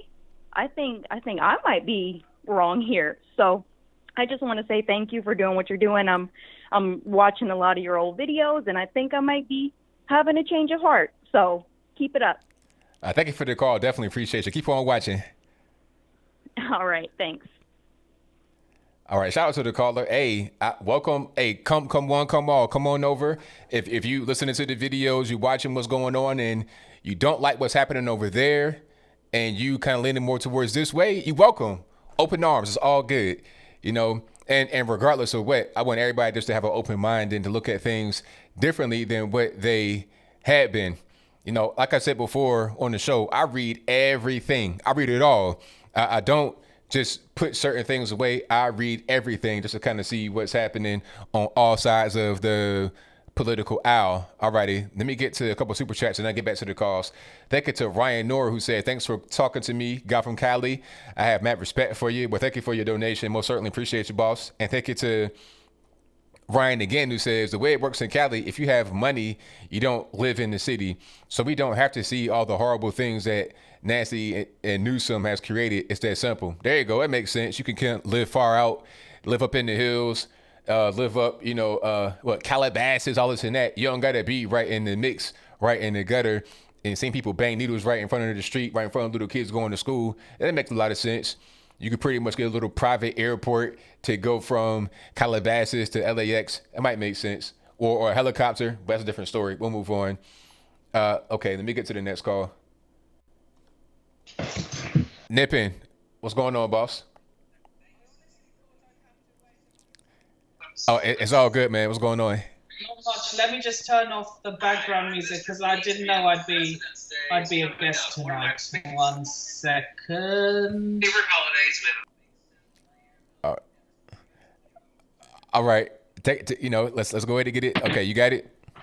It's off. Yeah. Now, Arthur decided to go rogue. I mean, why are you inducting our kids? Yeah, it's crazy. It really is. First, FIFA tried to indoctrinate me. Now, I haven't watched Arthur because it doesn't matter to me anymore. But yeah, no, I'm not gonna when I have children, I'm not gonna let them see that. Yeah, no Arthur, none of these crazy shows. I think Sesame Street is also doing something similar. They had the guy Billy Porter on there. He's a man, looks like an average everyday auto mechanic, and he had on a tuxedo / dress on Sesame Street. So I think that's not really appropriate for children to see. Yeah, it isn't. Now, an NBA player who refused to kneel got mocked. Yeah, it's an NBA player. Didn't want to kneel, and he got injured. Actually, he got injured. It was a knee injury, and then they were saying, "Oh, haha, look at you! You got injured in your knee because you didn't want to kneel." Silly stuff. It was like, so are we cheering on people that get injured because they have different points of view than us? That's disgusting. I mean, I've seen people do that at football games. By football, I mean soccer. Like when an opposition player gets injured, they just cheer them because there'll be a man down or something. I mean, I support Chelsea, but I would never cheer an injury if an Arsenal player gets injured. Yeah, nah, it's crazy. Like here usually if somebody gets injured, everybody kind of goes quiet. And then when they get up, they give you the thumbs up, then people cheer. Because they're cheering them not that they're injured, they're cheering that they're doing good and that they're okay. Precisely. That's what most fans do here as well. Right, so that's what they should be doing. Yeah. These sickos have nothing better to do. Right. And Trump has signed an executive order, or he's going to, on virus relief. Yep. I don't know why the Democrats are opposing this. I mean, virus relief, isn't that meant to protect you from getting the virus again? Well, no, it's supposed to just be because of the economic fallout. So it's just relief from that, like financial relief. And with the Democrats, they want to have their own version of it where they spend a bunch of money, trillions of dollars that we don't have. We don't have any money to really spend recklessly like that, but they wanted to spend a bunch of money on things that are not virus related. So since they could not come to an agreement in Congress, Trump said, okay, I'll just sign an executive order and do it this way rather than waiting for y'all to get your ducks in a row and get it together. But let's not forget that Congress has the power to override an executive order. Do they? Doesn't it have to go through Congress first? No. And then through the Senate? Or That's am I thinking of something else? You're thinking about how laws normally go through. All that can happen if Trump signs an executive order is that he gets sued, which will probably happen regardless, and they'll just have to fight it in court. But executive order, you could pretty much just you can do things like that does not go through Congress. You bypass Congress. Oh, I didn't know that. I thought executive orders had to be reviewed through Congress. No. Okay. I just thought it was. I got confused whether it was the laws or the executive orders. I mean, I could be wrong, but I don't think so. Okay. So yeah. Now we don't know who the Democratic Party vice president. Can't Joe Biden just choose someone for himself? Like Trump chose Mike Pence. Well, Joe Biden is not in control here. The Democratic Party are in control. So whoever the Democratic Party choose for Joe Biden, that will be his VP pick. He has no say in the matter. But Trump had a say in his vice presidential pick. Because Trump is an actual leader, Joe Biden is an empty suit. Joe Biden is a ghost in the shell, a dead man walking. He's just there because the Democratic Party are using him as a mule to get into the White House. I mean, if I was Joe Biden, first, I would not act like the real Joe Biden. Second, I would say, no, I'm choosing my own running mate. You have no right to choose who I pick for vice president. I mean, he has no choice. Like, what's he going to... Joe Biden can barely tie his shoes. Joe Biden can barely string two words together. How is he going to be trying to pick a vice presidential candidate? Easy. Just choose Kamala Harris or Elizabeth Warren. Nah, I think he pretty much has no control over what's happening. It's a shame. He's a puppet. Yeah. Just wish he wasn't. I mean, like, they should be allowed to pick their own running mates. I agree. I understand. So yeah, I want Mike Pence to run for president when Donald Trump retires. I think it'll be Trump Jr. that runs. I hope Mike Pence does as well. Hey, we'll see. Because the last time a vice president didn't run for president was Dick Cheney. There was only one between 1985. Since 1985, only one vice president has not run for the presidency. Okay, I got you. So yeah, that's why I think Mike Pence will run, because as history shows, Al Gore ran, Walter Mondale ran, George W. Bush Sr. ran. Do you see the trend? I'm with you on that. But hey, it's been a great call, but I got to wrap it up here. So thank you for the call as always, man. Definitely appreciate you. It was nice speaking to you, ABL. Oh, definitely. Absolutely. I shall speak to you on Thursday. Yeah, Thursday your time, Wednesday my time. I got you, boss. Yep, I'll speak to you then. All right, then. Take care. Peace. Peace. All right. I got time for one more call. Then wrap it on up, put a bow on the top. 281, you're on the line. Who am I speaking to? Hey, Anthony. Hey, what's going on? Can I call you Anthony? Sorry. That's fine. Go ahead. Man, I've been waiting an hour and a half. I'm so glad to talk to you. I just wanted to let you know that I've been watching you for the last 3 or 4 months, all your videos and now your lives, and I just want to tell you that you're doing a great job. Thank you, man. I appreciate you. Newsmax next, or maybe Fox News? Nah, I don't want to do any. I don't want to do any television except for like just being a guest role. I think I'm doing pretty good where I am. No, you're doing great. So let me get to the topic. I'm calling in because I want to make a comparison between Black Lives Matters today and the Black Panthers back in the 60s. Can we do that? Go for it. All right. So I'm reading up on Black Panthers, and they actually did a lot of things that were good for the community. Like they provided, they went fundraising by doing speeches, and they got paid to do speeches, and they also raised money in other ways, but they put their fundings to work, like in school breakfasts and different things for the community. Can you tell me what Black Lives Matter is doing for the community right now with all the money that they've been getting? Nothing. Okay, so here's another point. So there's a problem with certain people in the Black community that they're saying, mostly leftists, that they want reparations. This is a word that comes again and again and again. So here's the solution to the problem in my way of thinking. Black Lives Matter received $250 million from the NFL in a period of 10 years. That means that they're getting like $25 million per year, and they got 10 millions from Amazon, and just a lot of different donations, private donations that we don't even hear about. So they're rolling in dough. What are they doing with that money? Because in my point of view, if you want to do reparations and you want to do something for the community, they have it all in their hands to do it right now.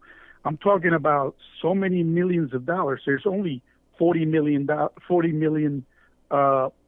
blacks in the United States. If you gave each black person in the United States $1 million, they could do it and still have $200 million left for themselves to do whatever they want to do with the campaigns, and problem solved. Yeah, they could, but see, I think that they have other things they want to accomplish rather than the right thing. Okay, so this is the unmasking, because it is within. If they're preaching that their thing is Black Lives Matter, but they have it in their hands to solve all the problems, and they don't do it. Nah, that's not even. They don't have any desire to actually solve any problems. Really, I think their purpose is to create more problems. This is Marxism, to try and take over. Like, they have a whole different political narrative that they are already trying to enact, rather than doing anything positive. Oh yeah, I knew that. I come from a communist country, so I migrated here to the United States. So I've seen it. I've seen it coming, and I've, when you say something like that, people think that you're crazy, and a lot of Democrats, they say, man, that's insulting that you can even call us communist. But it's written on the wall, and you see it, and they're even saying it themselves, and still people are giving, like the NFL, the NBA. To get the kind of publicity that they're getting on the NBA right now, the Chinese are paying billions of dollars to the NBA to get that type of visibility, and they're getting it for free. Because I don't know if the NBA has been giving them money too, but they're certainly getting a lot of support. Absolutely, man. Well, hey, I got to go wrap it up right here. So thank you for your call. I definitely appreciate you. You got it. Thank you. Keep it up. Thank you. All right, a shout out to the caller. And that is a wrap for the calls. If you couldn't get in, I'm sorry, but try again next time. Thank you to all the callers that were able to get in. Shout out to everybody that's watching, that's liking, that's subscribed. And thank you to all the PayPalers, Patreon, and Super Chatters, and everyone else. Also, the Cash Appers. Thank you all for doing what you do. Got Super Chats to read, and then I'm going to go ahead and wrap up the show. Thank you all again for being here. If you've not liked this show yet, go ahead and do that right now. And if you're on an audio streaming platform, please give me a 5-star rating. Give me a review. Do whatever you can for me. I'd appreciate that. Super Chats to read, to me, go ahead and wrap up. Thank you to Double O Tyrone, who says just a 100 emoji. Thank you to Hudson Jackson II, who says, since BLM and Clan Antifa are now being treated as domestic terrorist organizations, it's now time for the DNC to also be treated as a domestic terrorist organization. There you go. I'm with it. Because Clan Antifa, as you eloquently put them, are nothing but the enforcement arm of the Democratic Party. So, yeah, let's put them in the same boat with each other. Why not? I'm with you. Shout out to JJ Money, who says, ABL, only black man to work on a Saturday. Keep up the great reporting. Thank you to Stella H, who says, oh, just become a member of the ABL squad. Thank you for that. Thank you to George Bunny, who says, hi, ABL, in your opinion, what percentage of in America believe in the white privilege systemic racism concepts? Very small percentage. Just the super educated, far leftist people really believe in that. Regular normies don't even know what that is, because they're not really into this whole Twitter sphere weird stuff that I read every day. Thank you to Jared Bailey, who says, happy Saturday to you all and ABL. Hope you all are enjoying your life and not letting the wokies ruin your fun time. Keep up the hard work, ABL. Hey, thank you for that, man. Definitely appreciate you, boss. Yeah, I'm not letting the wokies ruin my time. Hopefully you guys are enjoying yourselves as well. Thank you to Pretty Eyes 2006, who says, thoughts on Gretchen Whitmer as a VP pick. Hashtag Trump 2020, hashtag vets for Trump. That could happen. It'd be funny to see Gretchen Whitmer get picked as a VP for Joe Biden. After all this talk about black women, are you going to be in the cabinet, or not in the cabinet, but you're going to be the vice president, all this and that, and the third to go out there and then pick Gretchen Whitmer to get the Midwest vote. That could probably happen. I wouldn't be surprised at all. Thank you to C. Denise for the #1 fan emoji. I appreciate you for that. Thank you to Donnie the Dine. Oh, I read that one already. Thank you for that.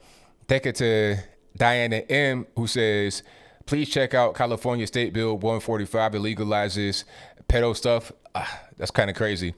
Thank you to True Star for your donation. Thank you to Sean Roney for the thumbs up emoji. Thank you to Tune In Drop Out, who says, thank you with the emoji of the cat or the fox or whatever that is. I don't know the animals all the way. And the emojis. Thank you to Living Like a Human, who says, weekend at Biden's, sniff, sniff.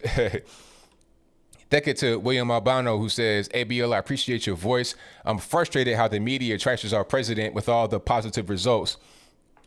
I'm old enough to remember President Reagan. I don't recall Democrats going after him with such hatred. Yeah, it's crazy now. I feel like the hatred has been amplified by Twitter and social media in general. Back in the day, that wasn't even an option to do. So I think that's what's going on. It's a double-edged sword. You're able to get a message out there easier with the internets, but also you're able to get negative stuff out there the same way through the same channel. Thank you to RMA, who says, is Oprah a double or clone? Because a couple of years ago, a young couple online said she had a dream that God told her Oprah had died then. No, I don't think so. Thank you to Jay Richards 99, who says, don't tread on me. Shout out to Doug Jankowski, who says, thanks for all you do. We appreciate the information and your informed opinions. Hey, no problem. Thank you for that. Most certainly appreciate you. Thank you to Harley Rider 1, who says, listen to this man, people. Thank you to Praying for the Rapture, who says, didn't get through. My white privilege is off its game tonight, I suppose. One of the things I wanted to know is where you find reliable news sources. It's hard to find a reliable source with all this garbage they call news. Anyways, great show. Much love. Thank you for that. I have my own website, anthonyblogan.com. That is ANTHONY, the letter B, LOGAN. I write most of the articles on there myself, and I do a lot of reading all day, okay? And each of my articles have sources from various places. I used to be able to tell people when they ask me this, Reuters and AP, but do not go to Reuters or AP for your information. They're far left at this point. They've jumped the shark. They used to be neutral, no longer. Smaller publications, Patriot Post, good friends of mine out here in Chattanooga. They're a good spot to go. Brandon Tatum's website, the Tatum Report. We just started that coming up here. Breitbart is still very good for news. Very, very good. Let's see, where else? The Federalist, they're okay. The Washington Times, not Washington Post, Washington Times, New York Post, Fox News, of course, but they can kind of be hit or miss. To read them is better than watching them. That's some ones I think about right now on top of my head. You know, those are pretty good sources of information. Okay. Is Zero Hedge still around? I'm not really sure. I think they might have got snipped. I think it's still there though. But you guys in the chat, smarter than I am, you know some more reliable sources. Put those. Oh yes, thank you, Mike Rubino. Local news outlets. Yes, if you see a story that happens in a particular area, like let's say it happens in Odessa, Texas, go to whatever station covers Odessa, Texas, and then you'll see what's going on in that particular area. You don't get all the spin from the mainstream media on it. You get more accurate reporting from local news sources. So yeah, definitely local news sources. Epoch Times is kind of tricky. I got kind of a red flag on them. I'll talk about that at a different time. Right Side Broadcasting, of course. Let me see. Yeah, but definitely local news outlets. The Atlantic is far left. That's where Jamel Hill writes. So no, not the Atlantic. I'll tell you where you don't go. Don't go to the Atlantic, Washington Post, New York Post, Huffington Post. Where else? New York Times is the worst. New York Times is the absolute worst. CNN is better when you read it rather than watching it, but CNN still sucks. So yeah. OAN, yes, they're good. All right, take it to. Let me see.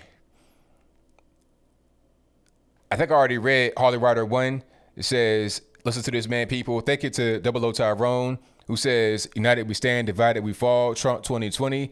Thank you to Niaja Harris, who says, you and Brandon should get Jesse Peterson on your live one day. I'd pay to see that.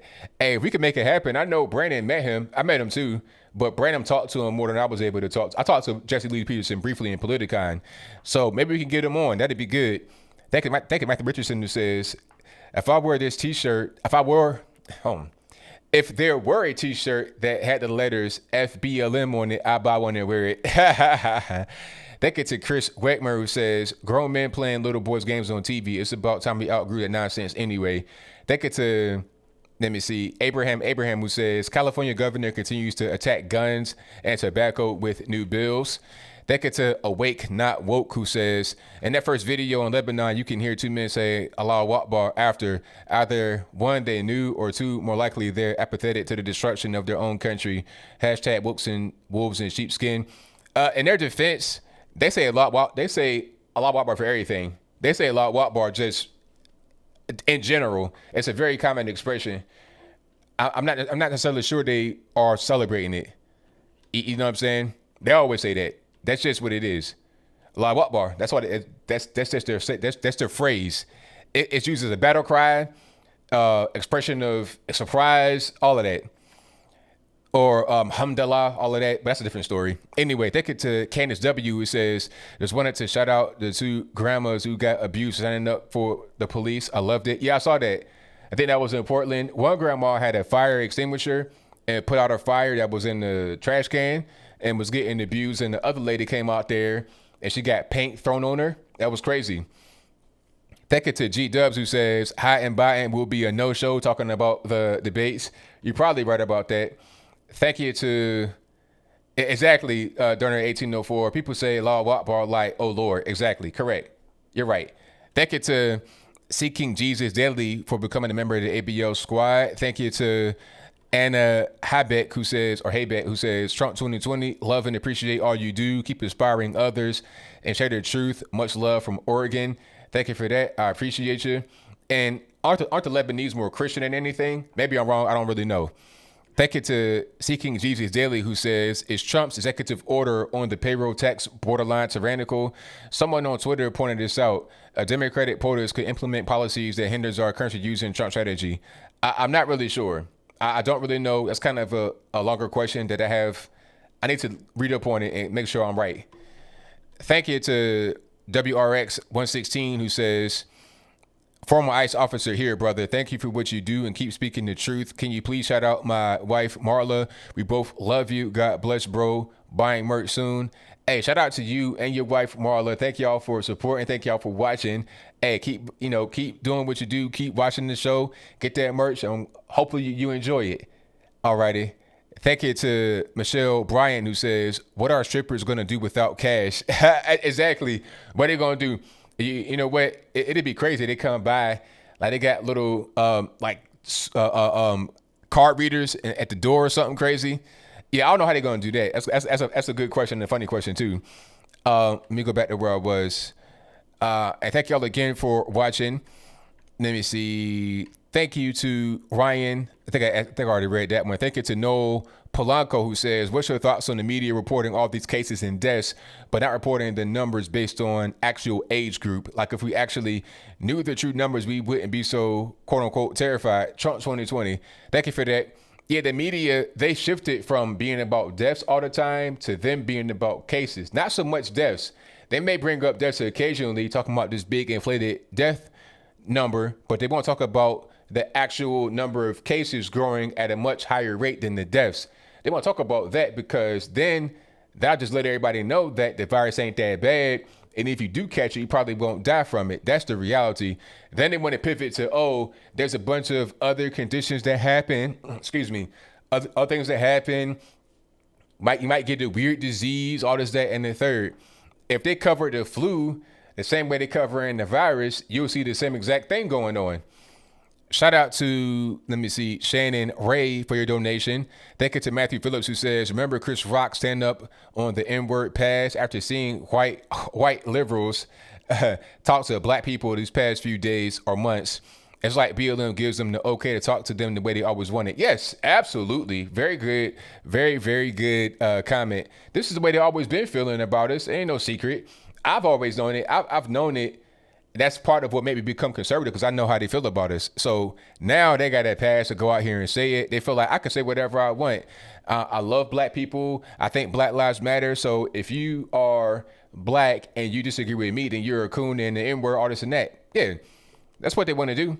Thank you to Kashif Brown for your donation. Thank you to Jamal Rice for your donation with the diamond. I appreciate you, boss. Thank you to Candace W for the smiling. I guess that's me, right? The smiling cat donation. Thank you for that. Thank you to Chris Wetmer, who says keep up the good work.